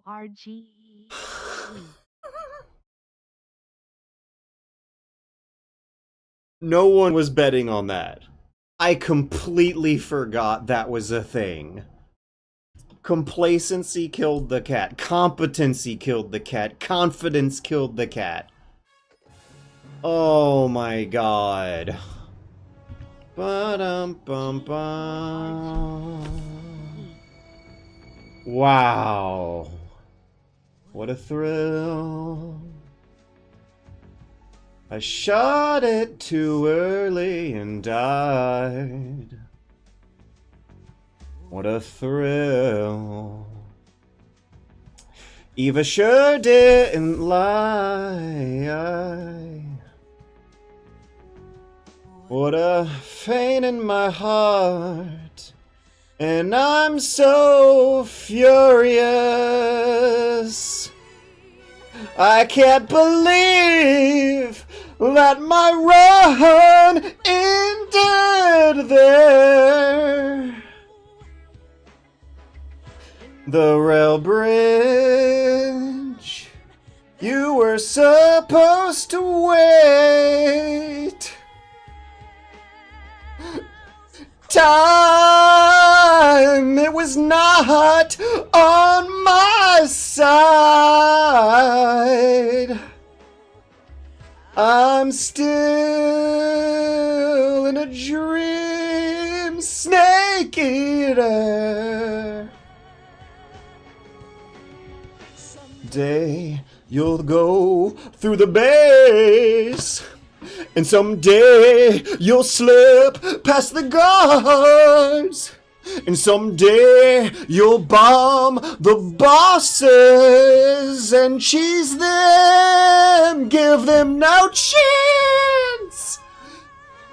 And it's for nothing, you just die at that bridge if you shoot.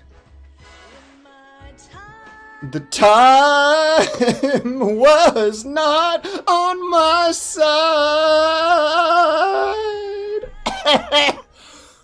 Oh, that's so heartbreaking and sad that the run had to end right there. Wow. I'm still in a dream. Game beater. Oh my god. God. Oh. Oh. I can't say I didn't have fun though. So, I mentioned earlier on the stream that I am making the executive business decision here at Super Bunny Hop LLC Production Studios Incorporated. Have it your way. We're loving it. To not switch to Metal Gear Solid 4 immediately. We will start a Metal Gear Solid 4 Permadeath run next week because doing it right now would involve, I want to say, at least, at the very bare minimum, if everything goes perfectly according to plan, at least 10 minutes of setup. But come on, we all know that's not going to happen. Something's going to break. The capture card's not going to send audio through or something. The computer might not wake up from its sleep that it's in right now. The microphone might make me sound like a chipmunk. It's really going to take 30 to 45 minutes, and thinking through those problems while troubleshooting your way through technical problems while streaming is rough. I did it during my hard drive failure, and that actually helped a bit, but this is not the kind of situation where it would help. If the video was out or less than 72 hours away from completion, I would happily spend the 10 if it was ideal, but probably more like 30 to 45 minutes technical setup to switch from Metal Gear Solid 3 to 4 tonight, but we're not, it's not, now is not the night. Now is definitely not the night for that. What we're gonna do instead is load up a Euro Extreme save I have set at Rasvat and play around, see how we go. It's just have fun. We're gonna play for fun now. Because I really did have fun. I really enjoyed that. It even ended in an unexpected place that no one saw coming. I completely forgot. I was not paying attention to the story enough to shoot the bombs at the right moments. Wow. I should play a fun, relaxing game of chess. Playing a game for fun. What? Who does that? To be fair, I was kind of having fun with the permadeath stuff. It really made a lot of those alert phases so much more intense. And boss fights, too. I'll be right back. It's just a shame the game didn't end at one of those.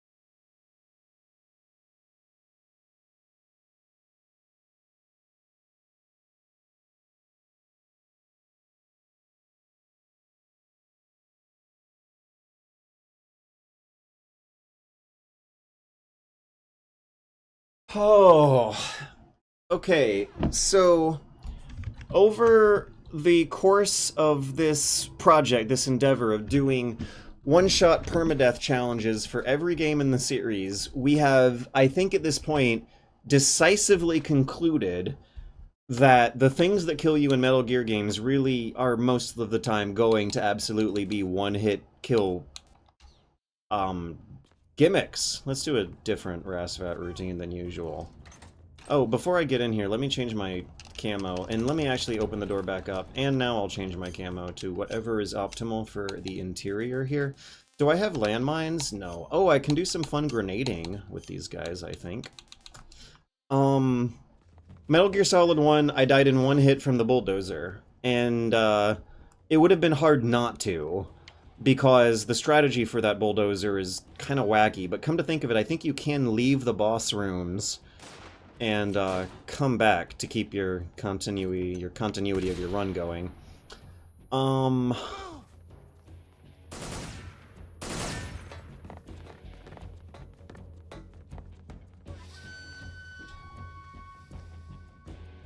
Metal Gear 2, I died in one hit from a floor falling out from under me, in an area where I even knew that that was going to happen.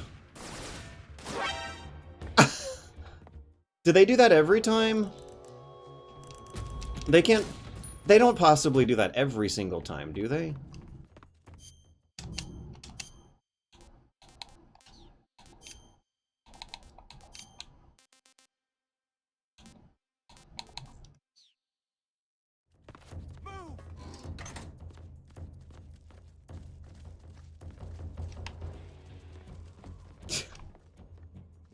Snake Eater and Crimson Clover at the same time.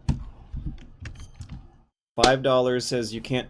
Val825, you know how desperate for money I am, right? We're installing Crimson Clover World Ignition right now. This is how we're gonna fill the rest of the night out. I usually stream for about 1 more hour.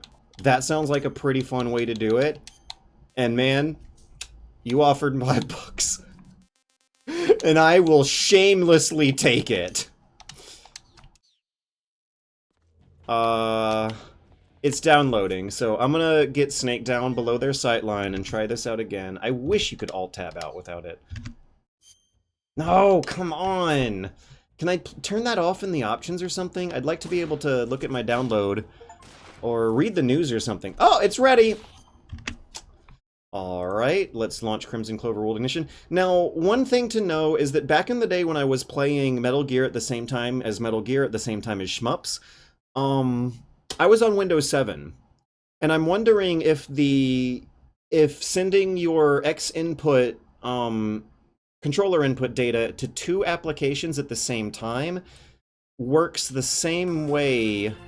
Oh, we gotta turn that down. I am wondering if it works the same way in Windows 10 as it did in Windows 7. I'm sorry. No, you're not, Val. This is fun. What do you mean sorry? I'm into this stuff. Do you remember how much fun I had doing this stuff last time? And also the Twitch audience loves it. I was racking up views in clips. People were talking about me on Twitter like I was, where should we put these guys? We'll put... Crimson Clover's not vertical enough. What's going on here? Crimson Clover, push start. I'm pushing start. Do you want to exit? No. It's not listening to my controller.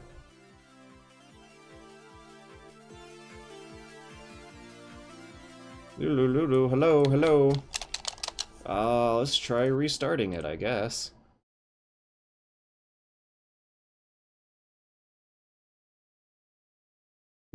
Golden rule of SPH. Don't do it, I can't play, I was bluffing! Was that when your hard drive crashed? You were understandably off the perk in that one. Why is my game not responding to anything? I'm getting no inputs in here. I bet it's Windows 10.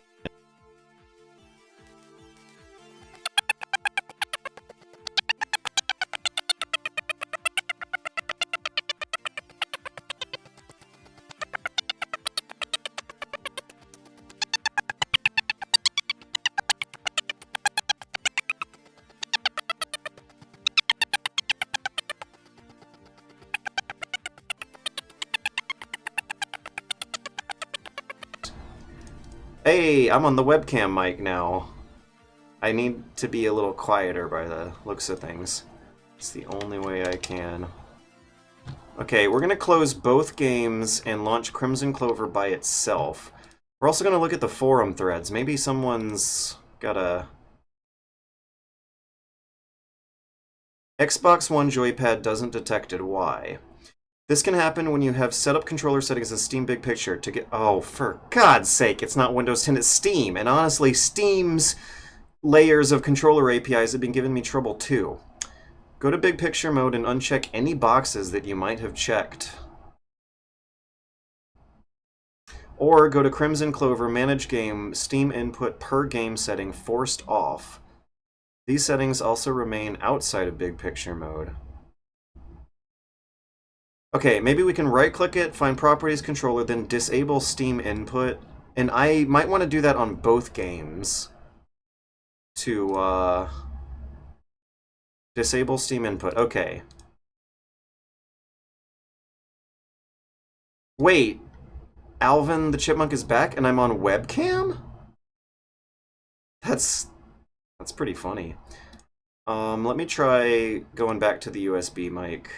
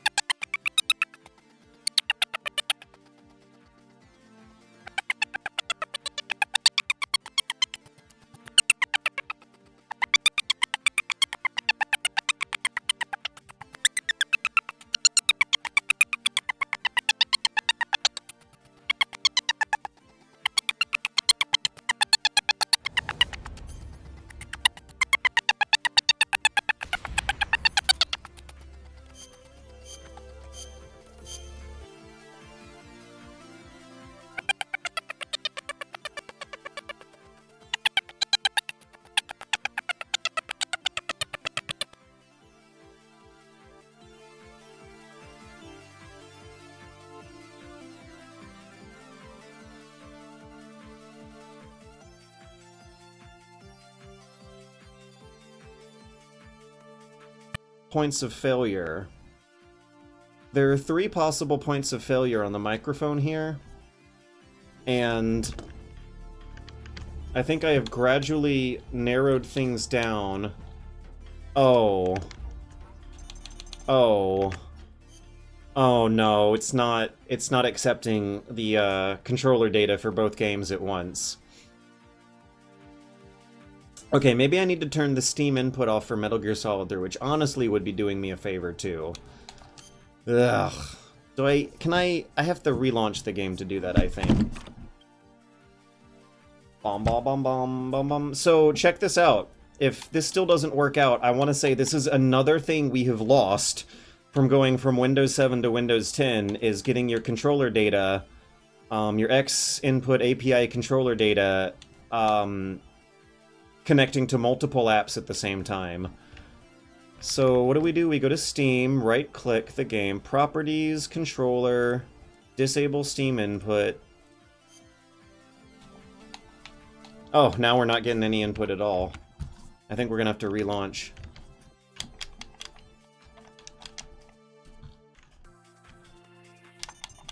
Crimson Clover is still getting input, though.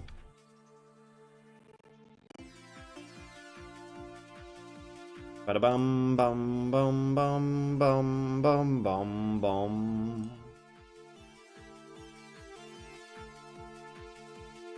X input or Steam input? Dilemma. It's X input. That's what the drivers in the controller, what the drivers in your that's what the middleware firmware, that's what what the guys at the controller factory put on the controller out of the factory. Steam input is wrapping around X input, and sometimes layers and conflicts like this will bring up. And I just realized I just clicked through the launcher menu of Metal Gear Solid and was not getting my clicks registered in Crimson Clover at the same time either. This might be a Windows 7 thing. You might not be able to do this in Windows 10 the way I was doing it back in last year. Windows 7 doesn't have to be gone. I'm honestly thinking of reinstalling. Oh, I'm not getting controller input in Metal Gear Solid. Okay, now what about keyboard input? Could I play both games on mouse and keyboard at the same time? It's not looking like I can do that either. Maybe there's some kind of app you can download. Okay. Let's get Googling. Windows 10. What would we be Googling? Windows 10, play 2 games at once with same controller. While running 2 games... Okay, that's just the AI summary. It's probably wrong.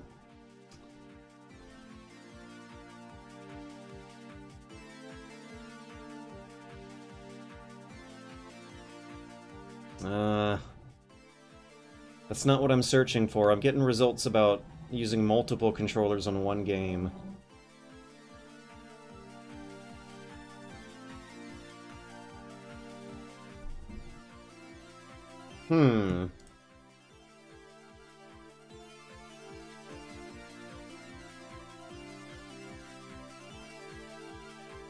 Maybe it's a Metal Gear Solid 3 thing?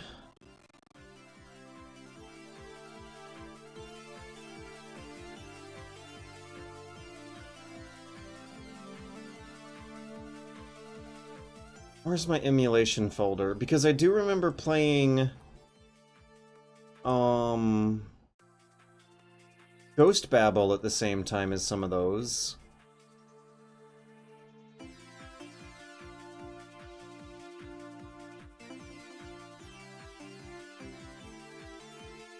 MGS3 doesn't want to be dual-wielded.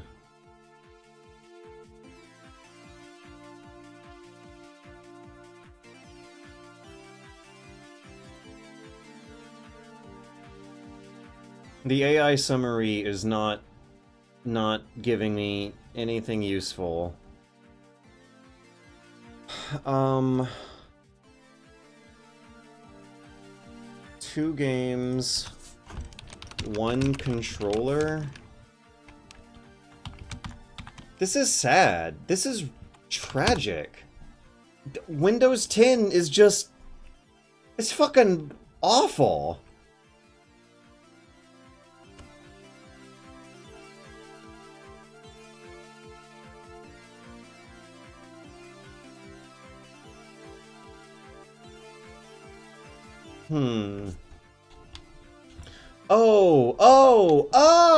Okay, it might actually be background input as a switch that we might need to activate in Metal Gear Solid 3. We might need to just finally fix this feature that sometimes is unwanted, where it pauses the game when you Alt-Tab. Because Crimson Clover... I can input in Crimson Clover... I can input in Metal Gear. Options... Screen, audio... Those aren't gonna do it.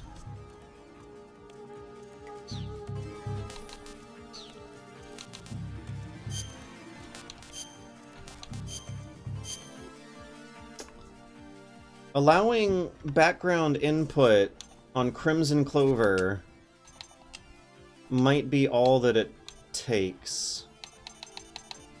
And I don't know...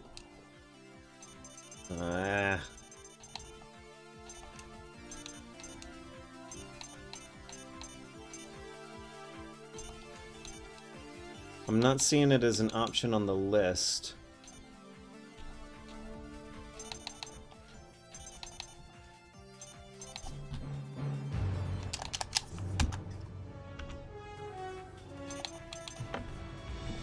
Okay. What a thrill with darkness and background input Windows 10. Oh, did my mic go crazy? I think my mic went crazy. Discord just popped up with some kind of warning message about audio.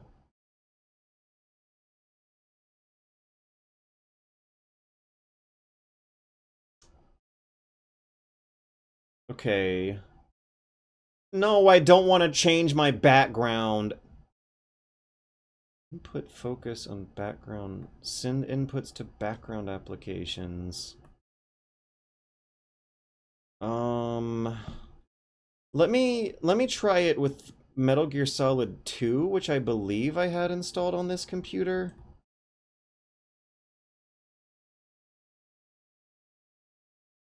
Yeah.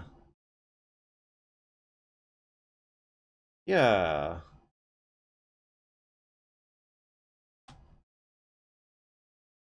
Okay, now OBS, let's capture Metal Gear Solid 2 with the window. Oh no, there's a game capture we can use for it. Because Crimson Clover is going to be the window capture. Or we might could just do 2 window captures at the same time.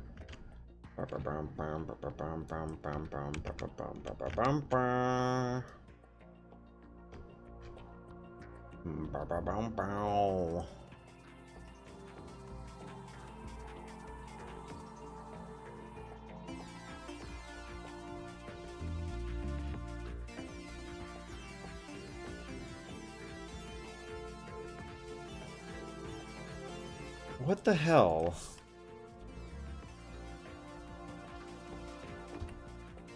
Okay.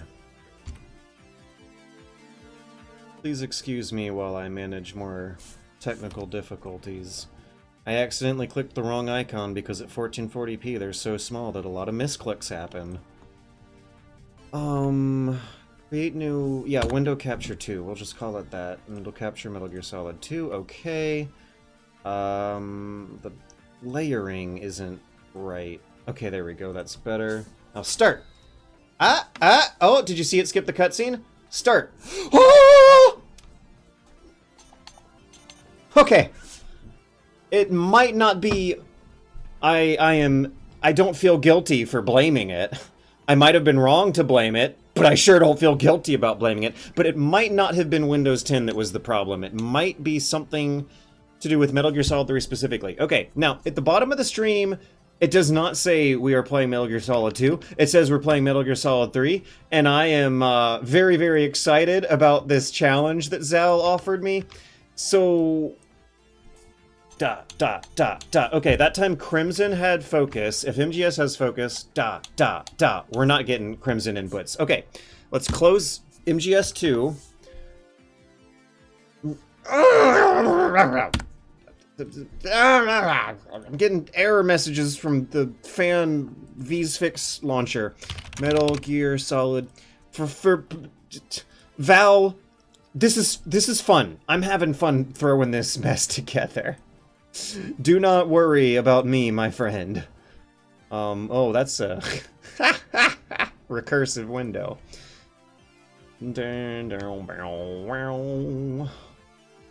Wait, I can do game capture for Metal Gear.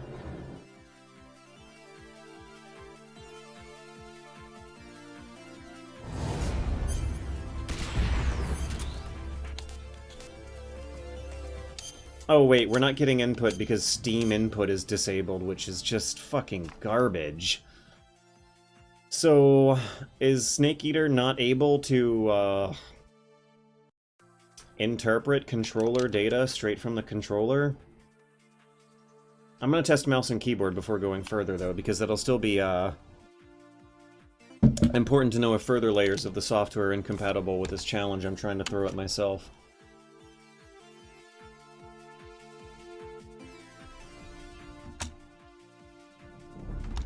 Alright, mouse and keyboard's working. It showed a controller input there.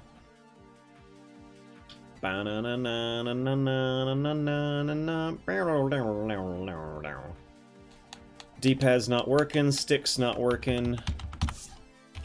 WSAD is working. It still shows the controller input on the screen instead of saying press enter.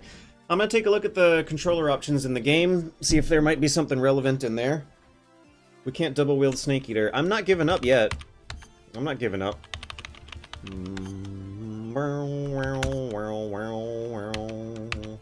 Oh yeah, it thinks the controller's not plugged in. Wow.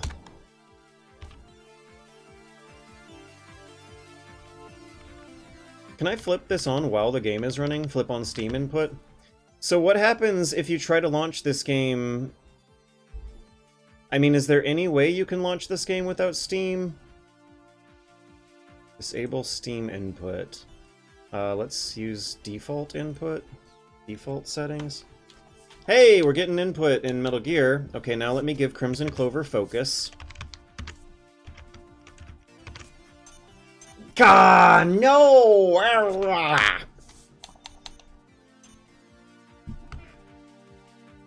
But the fact that it worked with Metal Gear Solid 2 has me thinking it's, might be Steam input that's one of the problems, and that there might be some way to force it to listen to regular old raw Windows X input.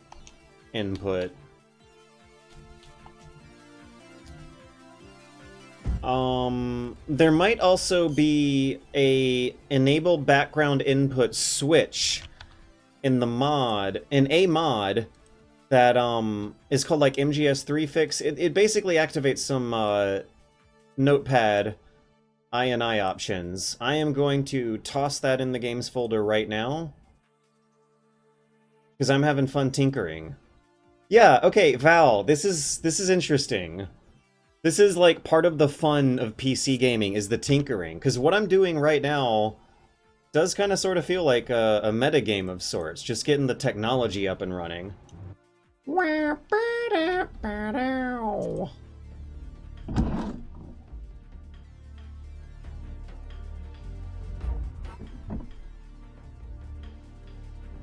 MGS3 background input. Allowing proper background input. Yes! Here we go, here we go. There's a mod... Oh my god! Oh my god! Yo, I made a mod that allows players to... The guy's not named Sigint, but yo, I made a mod that allows players to properly alt-tab the game without minimizing it or pausing it, allowing proper background input. Thanks, Sigint. The mod you were looking for couldn't be found? What? Will this conflict with the ASCII loader mod that fixes... No, I use that mod as reference. Okay. Metal Gear Solid Master Collection mods. There might be a way to make this work with the mod. Metal Gear Solid 3 Nexus mods. What we want is background input in Metal Gear Solid 3. It looks like...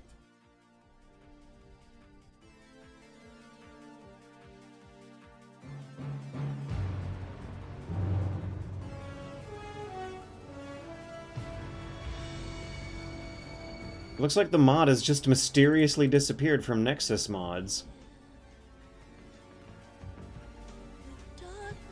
In silence to the night. Toggle to disable background input. There might also be a hidden option. Maybe... No, it's MGS HD fix. I need to throw this mod in there. The guy who made the background input mod must have removed it out of redundancy, that MGS3 HD fix already does the same thing, and is going to be a more popular mod no matter how hard they try. Oh good, it's on GitHub. I don't have to make a Nexus Mods account just for the occasion.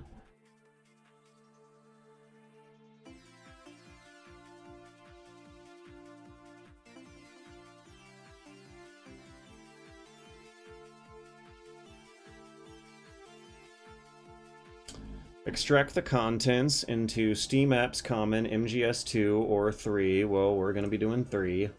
I don't even think I ever bought the Master Collection version of 2. Which I think is unfortunate, because upon replay I think I decided I'd rather choose mod incompatibility over all the horrible glitches and imperfections of the original PC version.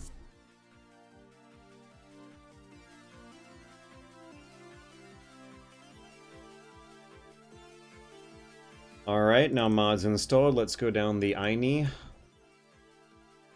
Custom resolution.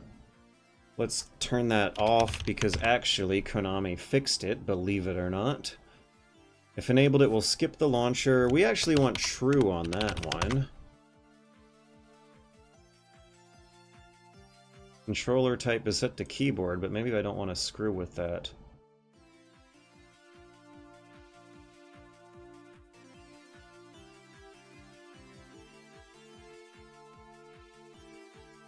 Where's background input?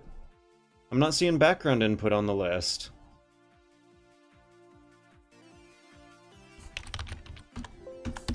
Oh my god! Okay, so the PC Gaming Wiki says that MGS3 HD Fix will include a toggle that disables the way the game pauses when you Alt-Tab out. Disable mouse cursor. Scales HUD and movies to 16:9. They have a FOV change.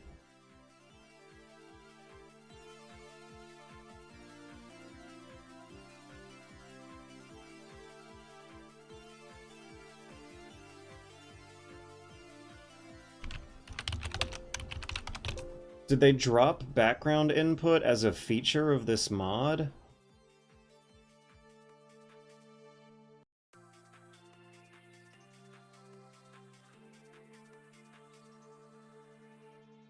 If it was on the Master Collection page, they nuked it to split it into individual games. Okay, I'll go on Metal Gear Solid 3 Nexus and look for background input there and see what comes up. And maybe I should just straight up uninstall MGS3 HD Fix. I searched for background input and no results were found. What was this mod called? Alt-tab patch. Alt-tab. No results found. Oh, man.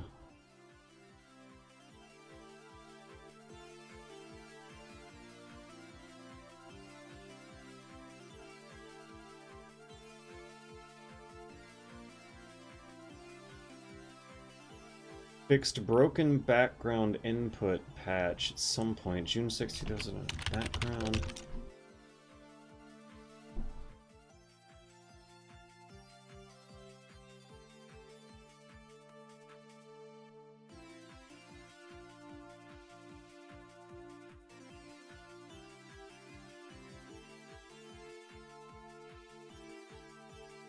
Okay, here we go. Version 2.2.0. MGS2 removed background input patches as no longer needed. Version 2.0. For MGS3, they fixed a broken background input patch. Well, the mod's installed. Let's give it a go. Let's see what happens, and even if it's not explicitly spelled out for us in the user experience, it might be running in the background with the intended software arrangements in place.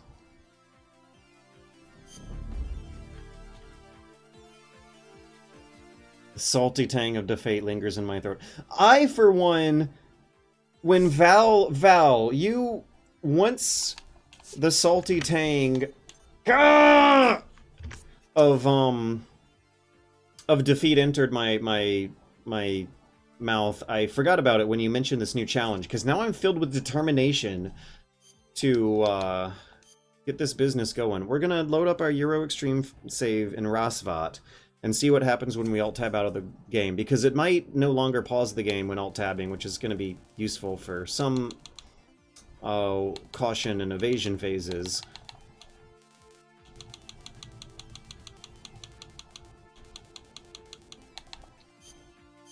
Which might represent progress, but not an ultimate... Oh, no, look at that, I pressed alt-tab and it paused the game. What the hell? The patch is installed, right? Yeah, I think it is, because it skipped the launcher. Stops the mouse cursor from being displayed in the game. I'm not seeing my mouse cursor. I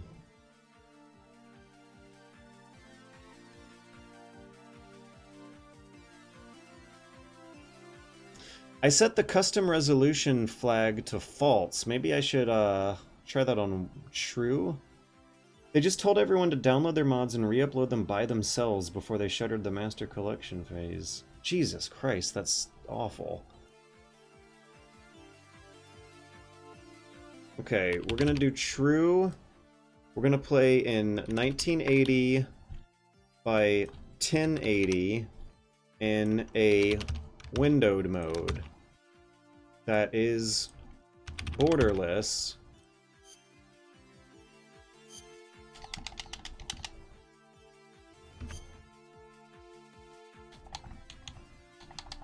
And maybe that'll fix the background input problem.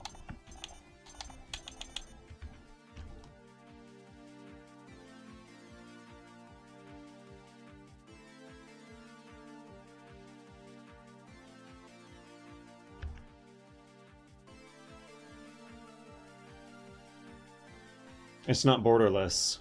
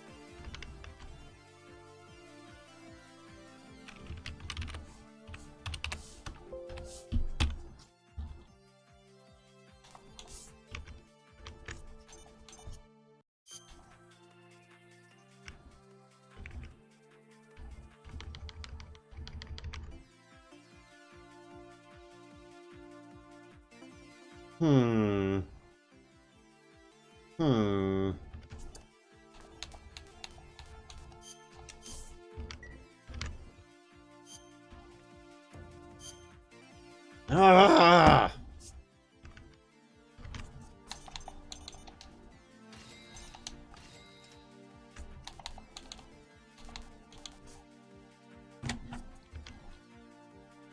Okay, there is another way to do this that might be worth a shot someday, but maybe not today. And that is playing an emulated version of Metal Gear Solid 3 on an emulator that might have an easier time accepting background input and alt-tabbing between apps than the Metal Gear Solid 3 version I have on here is. But one thing that blows my mind and frustrates me so much is that these mods are saying they should be enabling background input and disabling the auto pause the game does when you alt tab, and I'm not seeing that happen.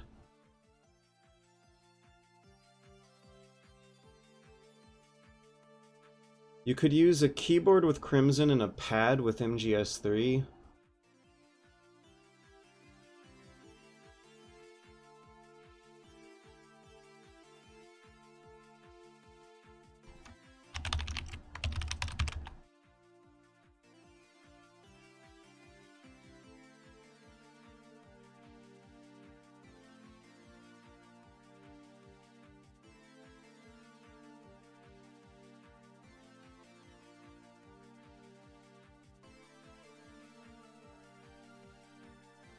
Okay, there's also a Steam command line. This is wacky.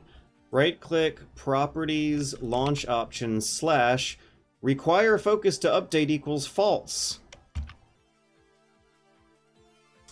Someone on the Steam community forum suggests this for games that auto-pause when you alt-tab that might be worth a shot. I'm desperate here. And if this doesn't work, maybe we'll just try it with Metal Gear Solid 2, because we did confirm that was working.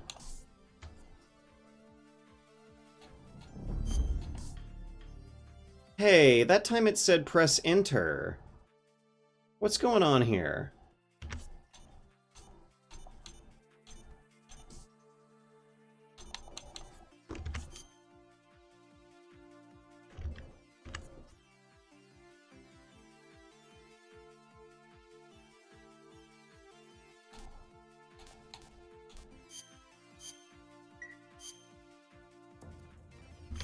Ah, we're still auto-pausing.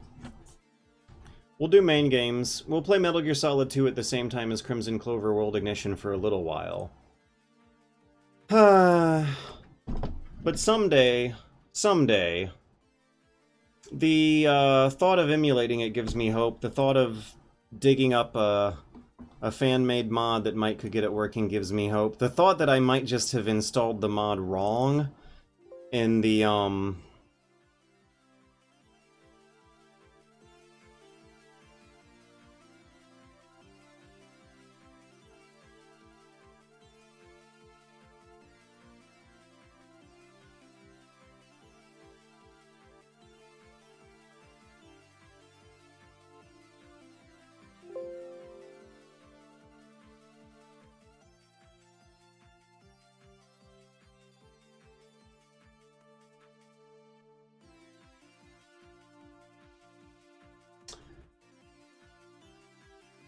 I might have just installed the mod wrong in the midst of my mentally scrambled panic of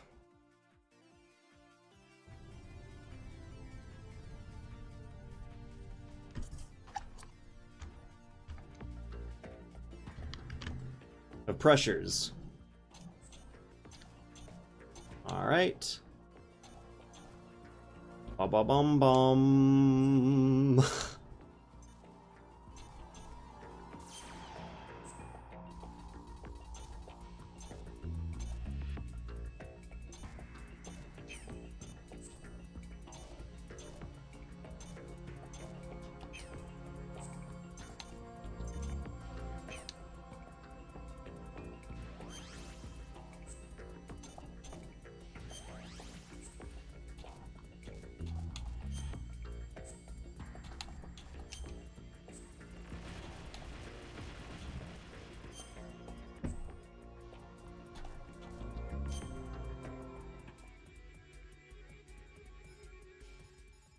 Metal Gear Acid. If it's a turn-based game, I don't think it'll be as fun because that way you can take turns between the two. And what is this? Oh, I think I was warned about this.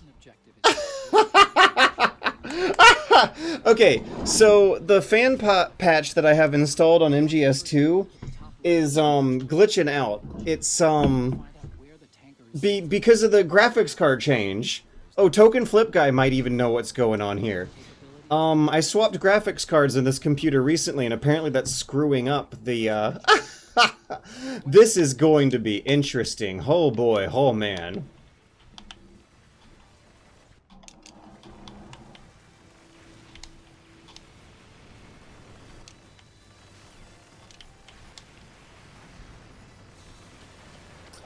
Yeah, I'm using VSFix, and it threw a whole bunch of errors at me about how wrong it was to launch the game with a different graphics card than the previous time you launched it.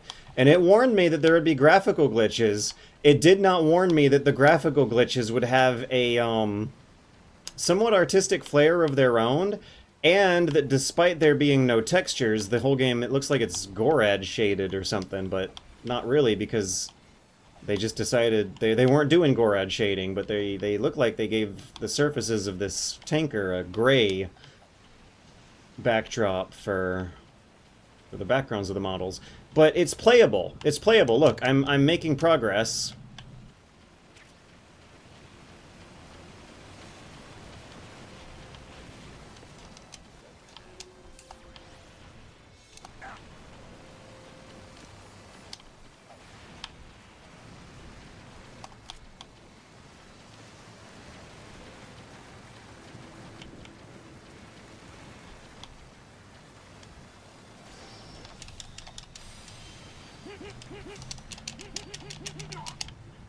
I'm actually doing it too. It's still working.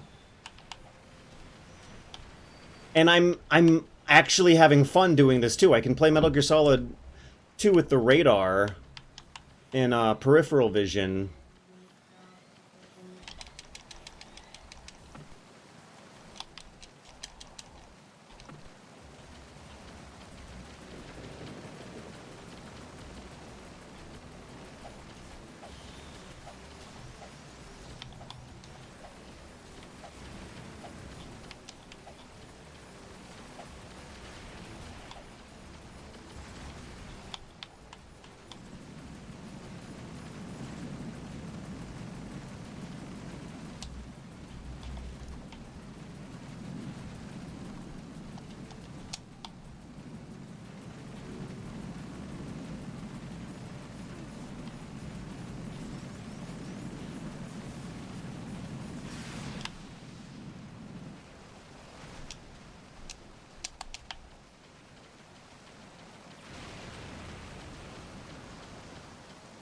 Looks like a noir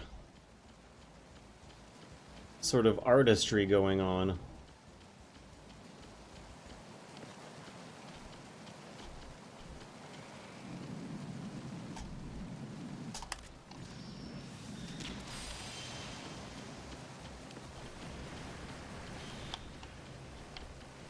Also, are you guys seeing this? It's happening! I can't see shit in Metal Gear Solid 2. I am playing 2 games at the same time, and I'm still... no alerts. I didn't immediately walk into danger. And this opening area can be kind of complicated for MGS2.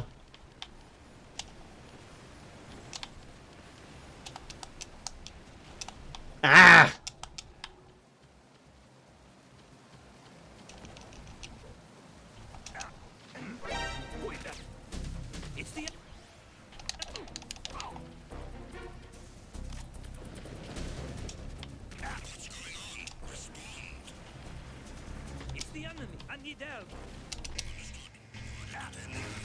I spoke way too soon. I spoke way too damn soon. I spoke so soon.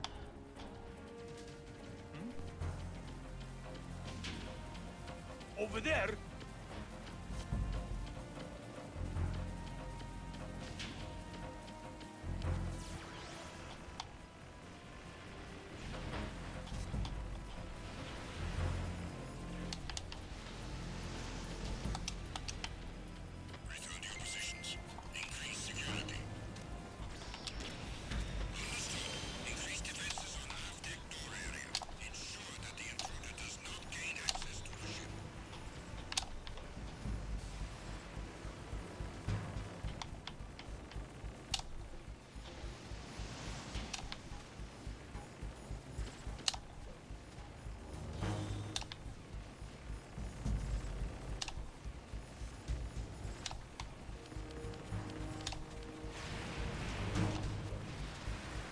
Yeah, that's Gerlukovich.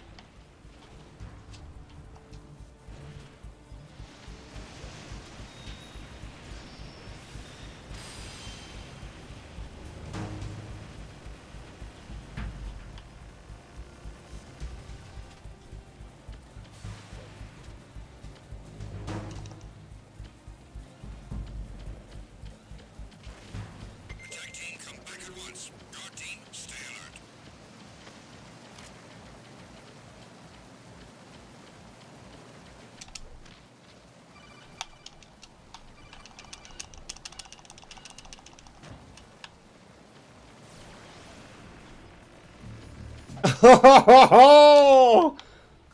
How is this gonna go down?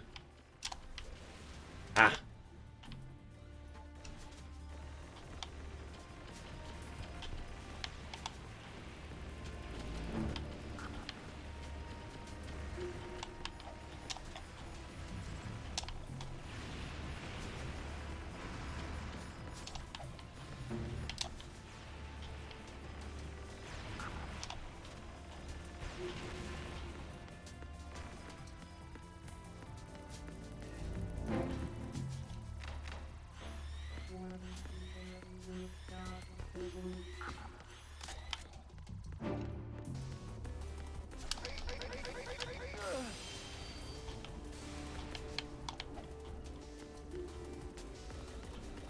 Oof.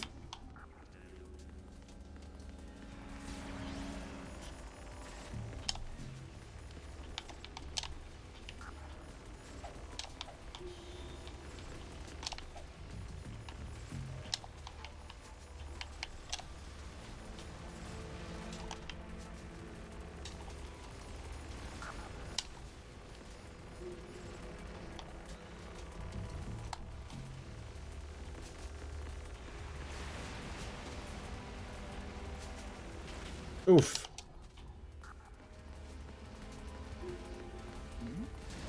Who's there?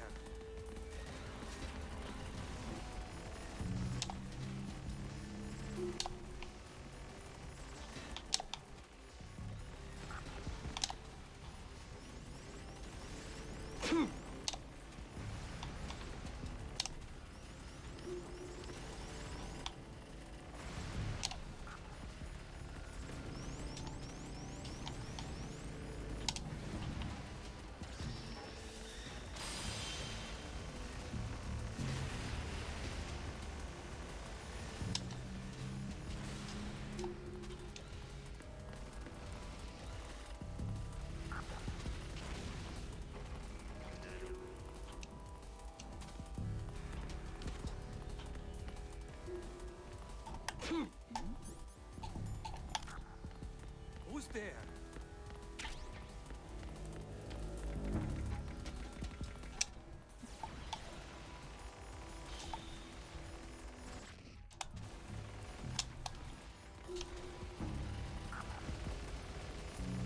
If we can make it to Olga, I'm gonna be very happy.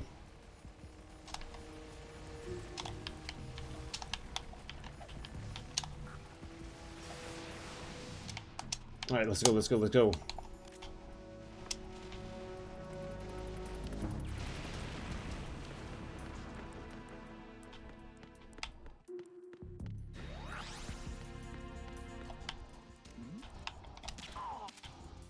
Gotcha!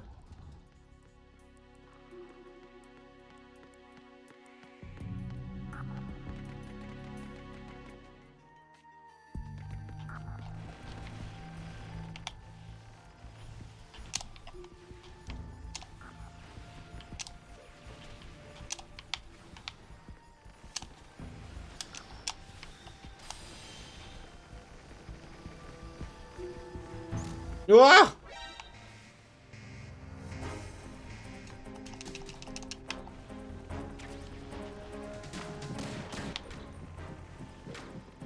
Uh-oh. Uh-oh.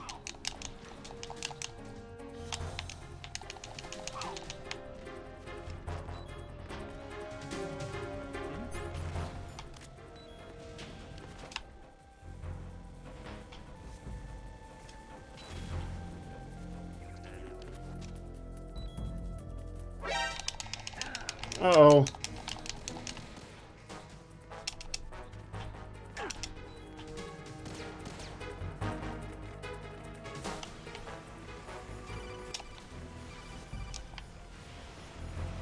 Snake, are you bleeding?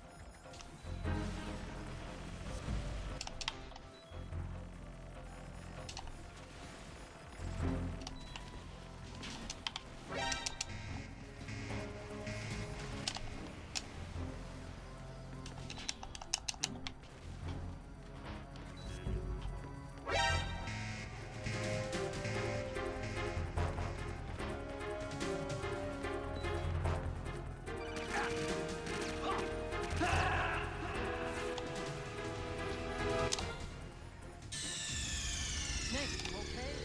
Snake! Snake!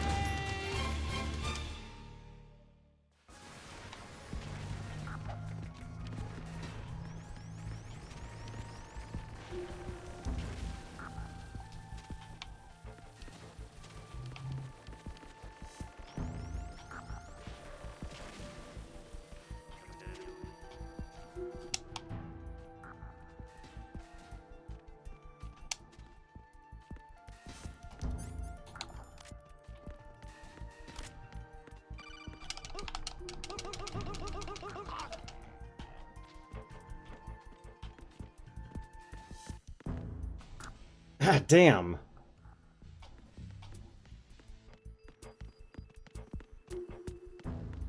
Is there a box in here? Yeah.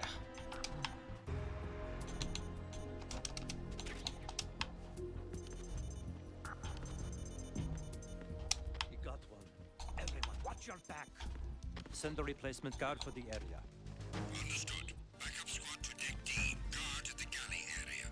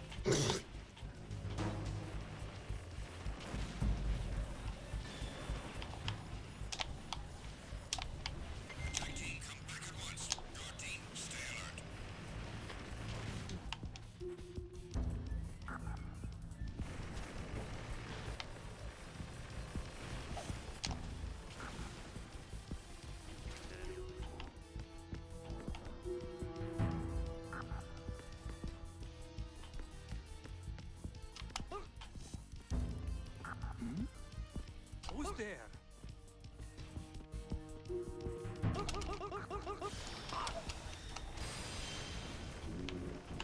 Ah!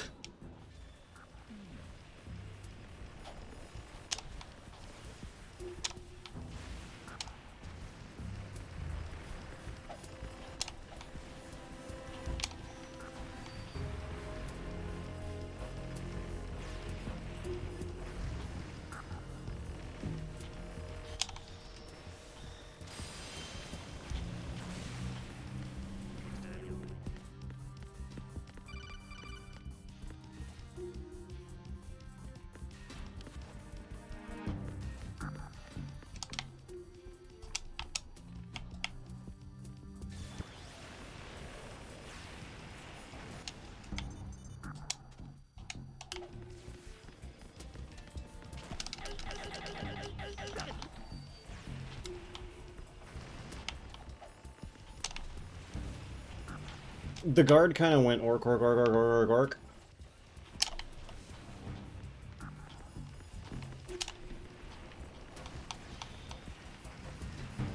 Oh! Snake. Snake.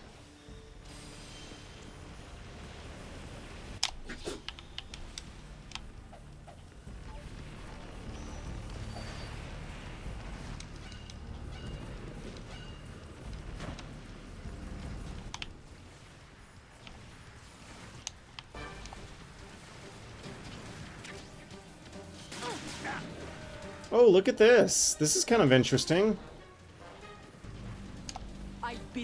It kind of illustrates how the rain effects work. Just how intense of a spray they have going on there. I have no one, nothing except the unit. Nothing else matters to me. I bet Olga's job description read child soldier for a few years. That's a Metal Gear joke. Not stopping us. You can see the nanomachines at work. Oh, so it's sort of normal? I don't know how normal I would call this, but... Oh, for a second I thought you meant that it might have been a normal map that the rain was using to do the effect, but it's not that either. Yeah! Oh!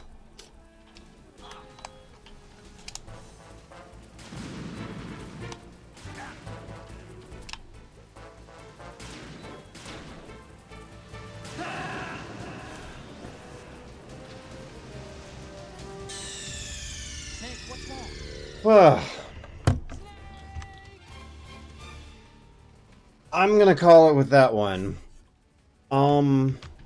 It's really a shame that I couldn't get Metal Gear Solid 3 working, and not bothering to get the graphic glitches for Metal Gear Solid 2 working after the GPU change. I found kind of interesting, actually, like playing a cel-shaded noir version of it.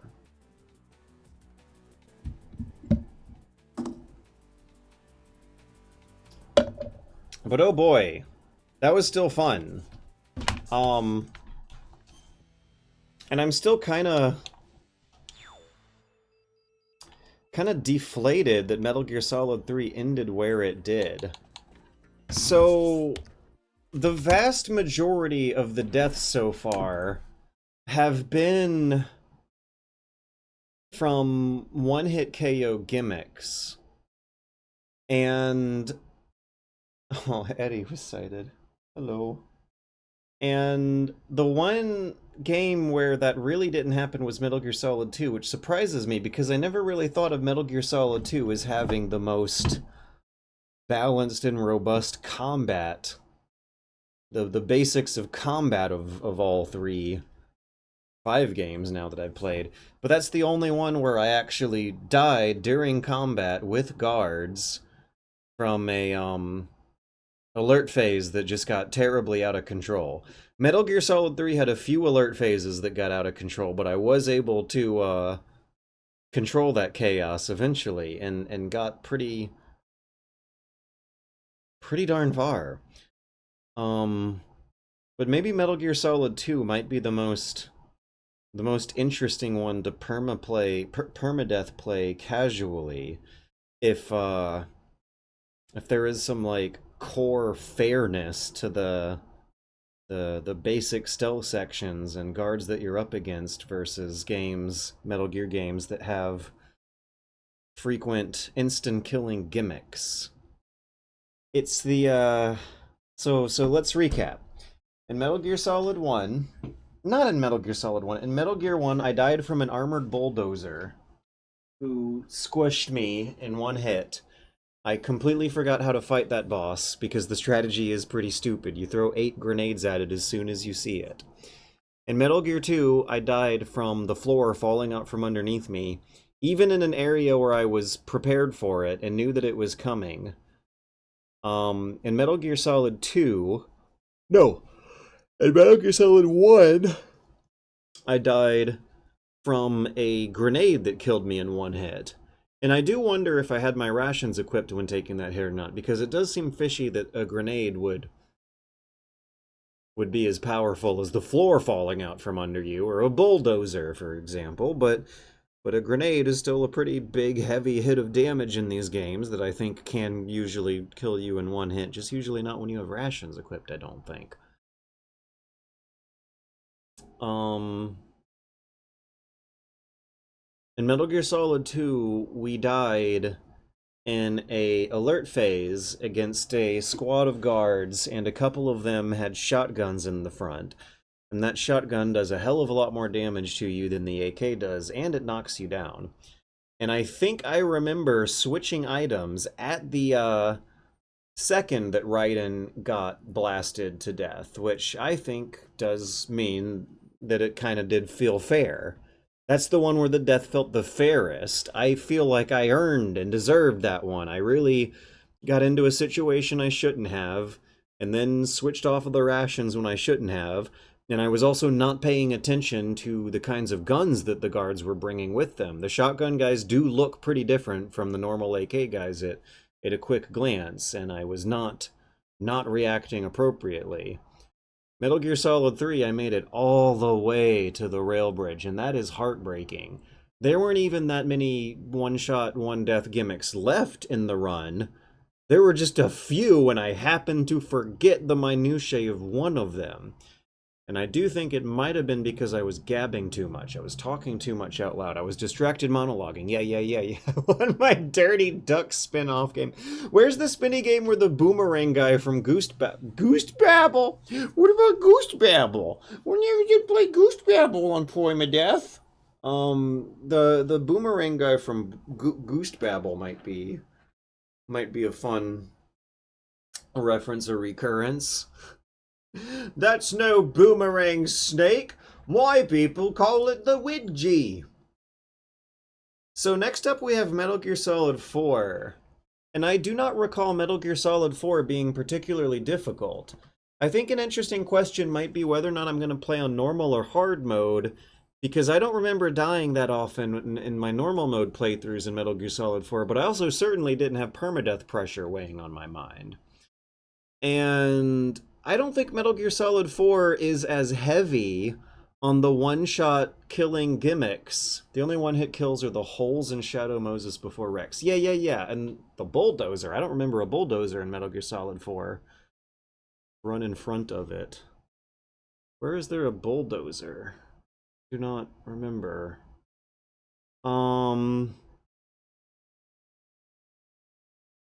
It has random explosions. It's the one that smashes the door in Act 2. Do you have any idea how little that narrows it down? It's been several years. It's not ringing much of a bell, but I don't remember it being hard. Almost to the point where I might be interested in bumping things up to hard mode to keep things interesting. First level before the B&B. I think Metal Gear Rising would be funnier from a permadeath perspective. We're gonna do Metal Gear Solid 4, then we're gonna do Peace Walker, then we're gonna do Rising. 4 and Peace Walker are both gonna be played on the same PS3 capture, though thankfully I won't have to go back and forth too often. I'll also have to unplug the webcam from this computer and plug it into a USB extension bar I have out in the living room in front of the PlayStation.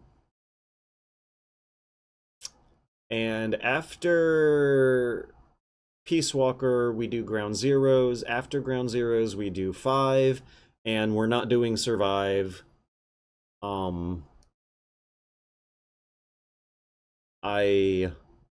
not interested. And I also don't know if it was like trying to do an open world survival crafting game as Metal Gear Solid, then actually permadeath rules do create quite interesting gaming sessions for that genre. So maybe there is something there, but I'm just so uninterested and I don't own it and it'll cost money, and even if I had the money to buy it, I'd rather spend that money on paying off my debts. I'd probably die in the first half hour anyway. It's really hard the first few hours. Are we talking about Survive? I don't recall Metal Gear Solid 5 being that tough. I do recall Metal Gear Solid Ground Zeroes being a tough nut to crack, but not necessarily difficult or impossible. 5, I think I remember some pretty, being so open-ended and sandboxy that it almost had sort of a choose-your-own-difficulty vibe going on, where where the rewards for going through areas completely undetected were so very worth it, and doing that was so very fun that you kind of sort of ended up naturally settling into the niche of difficulty and challenge that you like as your own playstyle anyway. That'll be interesting. That will be interesting. Metal Gear Solid 5 will feel like the culmination of fixes towards whatever bullshit has been getting me killed so far, because I don't remember Metal Gear Solid 5 having a lot of one-hit kills. I remember Metal Gear Solid 5 almost having an ethos against that stuff. Survive has hunger, thirst, bathroom bullshit. I like the pee and poop meters sometimes. No money is a good reason. VR missions. How hard do we remember Metal Gear Solid 5? Because I don't remember it being too hard, I don't remember it being too easy, but I also remember it being a absolutely beautifully, sublimely designed stealth game where these concepts of, like, fairness and challenge and picking your own difficulty and having interesting self-imposed challenges and not worrying about things killing you in one hit unexpectedly are all off the table. Metal Gear Solid 5 may be the most fun one of these games to permadeath, because by the time I finally do die, I will have probably quite a really interesting, intense narrative leading up to it. I think I might be more excited for that one than some of the others coming up. Cause MGS4, I just don't think I'm very interested in that one. I think I'm more, if we're gonna be ditching the classic pretty camera angles, but while still playing Metal Gear, I honestly think I might have more fun with Metal Gear Solid 5. And the Metal Gear Solid 4 storyline, I don't know if it'll be so very if I'm excited to go through it. Never mind. I think I am. It's aged in a nice way where there's some scary things going on in a future it might not necessarily have predicted but happened anyway that do line up with stuff that's going on in the game. MGSV kind of lost me, but the hospital intro blew me away. That's funny, because I'm expecting the hospital intro to be the least fun part to permadeath through. You can die during that intro, and if I do, I'll be really pissed off, because the stuff that happens after the intro is going to be very, very fun to permadeath through in comparison to the intro, which is just kind of a tunnel where you got to make sure not to absorb too much damage. But Metal Gear Solid 4, I recall a lot of fairly linear tunnels in between the really, really long cutscenes. I think I recall the controls always striking me as kind of weird, never really fully getting the hang of it. MGS5 I think is fairly easy. Difficulty really comes in if you turn off reflex and guard marking. I don't know if I want to turn off guard marking, but I do remember turning off reflex and enjoying it better that way. I think reflex made it too easy. I don't know if it has traditional difficulty options, but MGS5 I might want to bump up to hard mode, and if it doesn't have a hard mode, I want to disable the reflex. Wait, no, we're permadeathing. I think I should keep that tool on. But if it is too easy by default, I don't necessarily want to be playing it for 12 hours and then die at an unexpected one-hit kill later on. It's really funny that I lasted as long in Metal Gear Solid 3 as I did. That was on hard mode, too.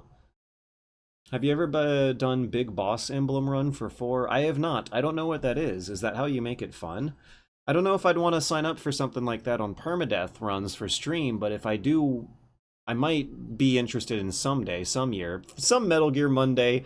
Metal Gear Monday. Okay. As someone who is fairly lukewarm, if not feeling kind of patronized and put off by Metal Gear Solid 4, Metal Gear Solid 4 is one of the lesser interesting installments in the franchise for me. And Metal Gear Monday might be a good chance to give it another go. This big boss, what is it? I died a lot when I played it the second run on hard mode. Avoid outs. My first... Oh, we're talking about Death Stranding. Let's kill some goats with balloons. Metal Gear Solid 4, you can actually get knocked down and get back up really quick if you hit triangle at the moment you hit the floor. Huh. It's basically movie night! I think we're forgetting that Sonny makes eggs in 4. Many more Mondays, many more Metal Gears. There will be another chance to give Metal Gear Solid 4 a fair chance, and if there is some kind of interesting emblem challenge or self-imposed challenge that does make the gameplay more interesting than I am down.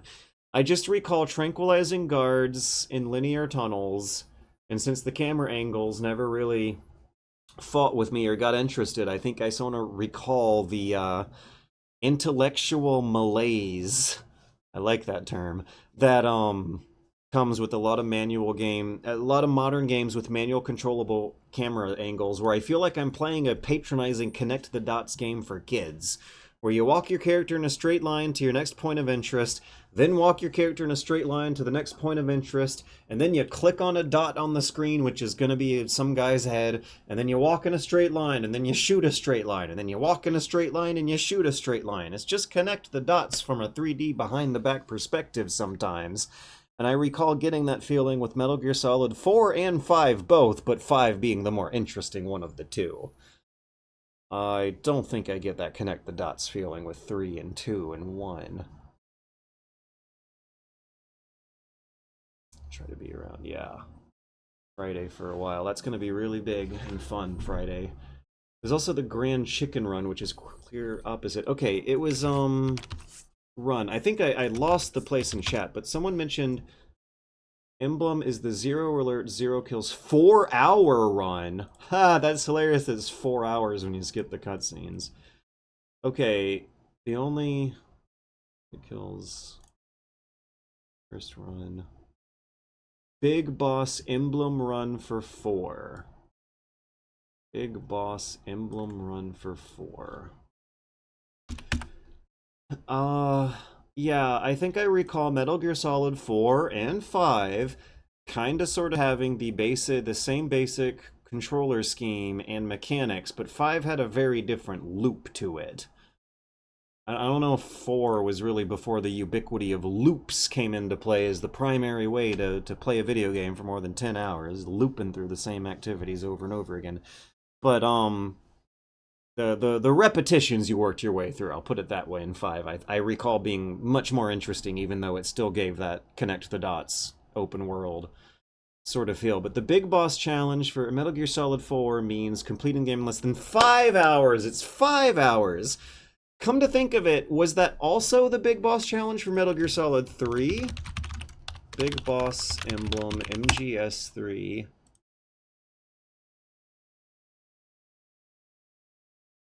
Oh, it's Foxhound for MGS3. Foxhound Emblem, MGS3. Foxhound rank, MGS3.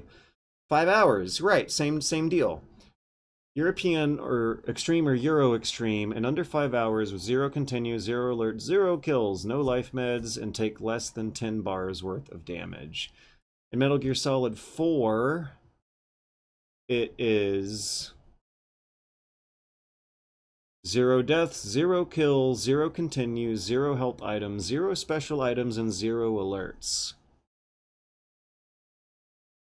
The Metal Gear fan wiki didn't give a time limit.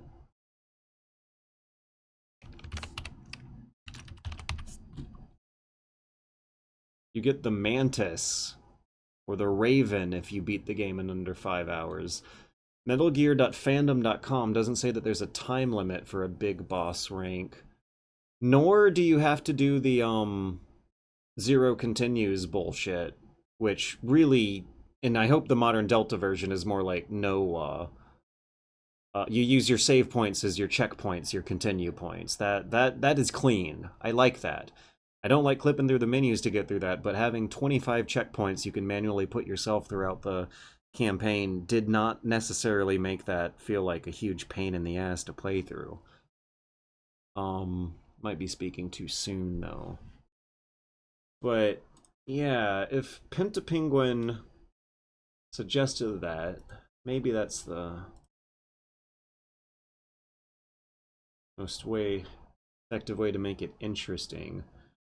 You should skip the hospital intro and go straight into the Rescue Miller mission. Can you, Roller42? Can you skip the hospital? I don't know if my saves are still on my, are still gonna be there.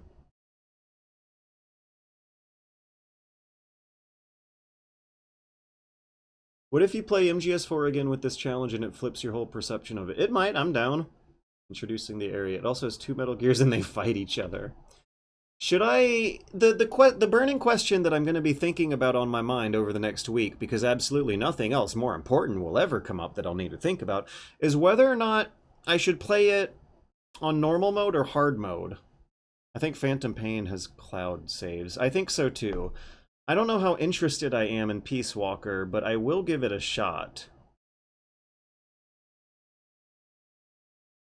I might have the 100% save from years ago. If I can skip the hospital intro, I might be interested in doing that. If there's a button in the pause menu that allows you to skip it dynamically in the middle of gameplay, I might be interested in using that as an emergency get-out-of-jail-free card. But while still trying to commit to a normal run-through of the hospital. But yeah, if you need co-op, I could play. I platinum. Don't even... We'd have to sign up for PlayStation Network, and I don't even think it's active anymore. I could just one-shot the story tanks. Well, then that's cheating. And I hated those bosses, by the way. I genuinely, absolutely despised the boss design in Peace Walker. Peace Walker is play-to-play. PSN is free for PS3, I know. So I think that would just make things too easy to be interesting. But yeah. Nothing else is going to really be weighing on my mind. I have no more important issues to think about until next Metal Gear Monday, whether or not to play Metal Gear Solid 4 on normal or hard. There's nothing happening this upcoming Friday that I'll be thinking about instead. Nor will I be thinking about it during the Twitch watch party we're going to have in here around 7:30. I might bump it back to 8:30 this upcoming Friday after my next video essay launches after a year hiatus, and it's going to be a big feature-length thing that I'm extremely proud of, and I'm editing up in the other room right now. Thank you all very, very much for showing up and supporting me through this very rough period of building a very big video under very pressing circumstances. I am sure that everyone's going to be very, very happy with what I'm putting out, as I am too, and I will,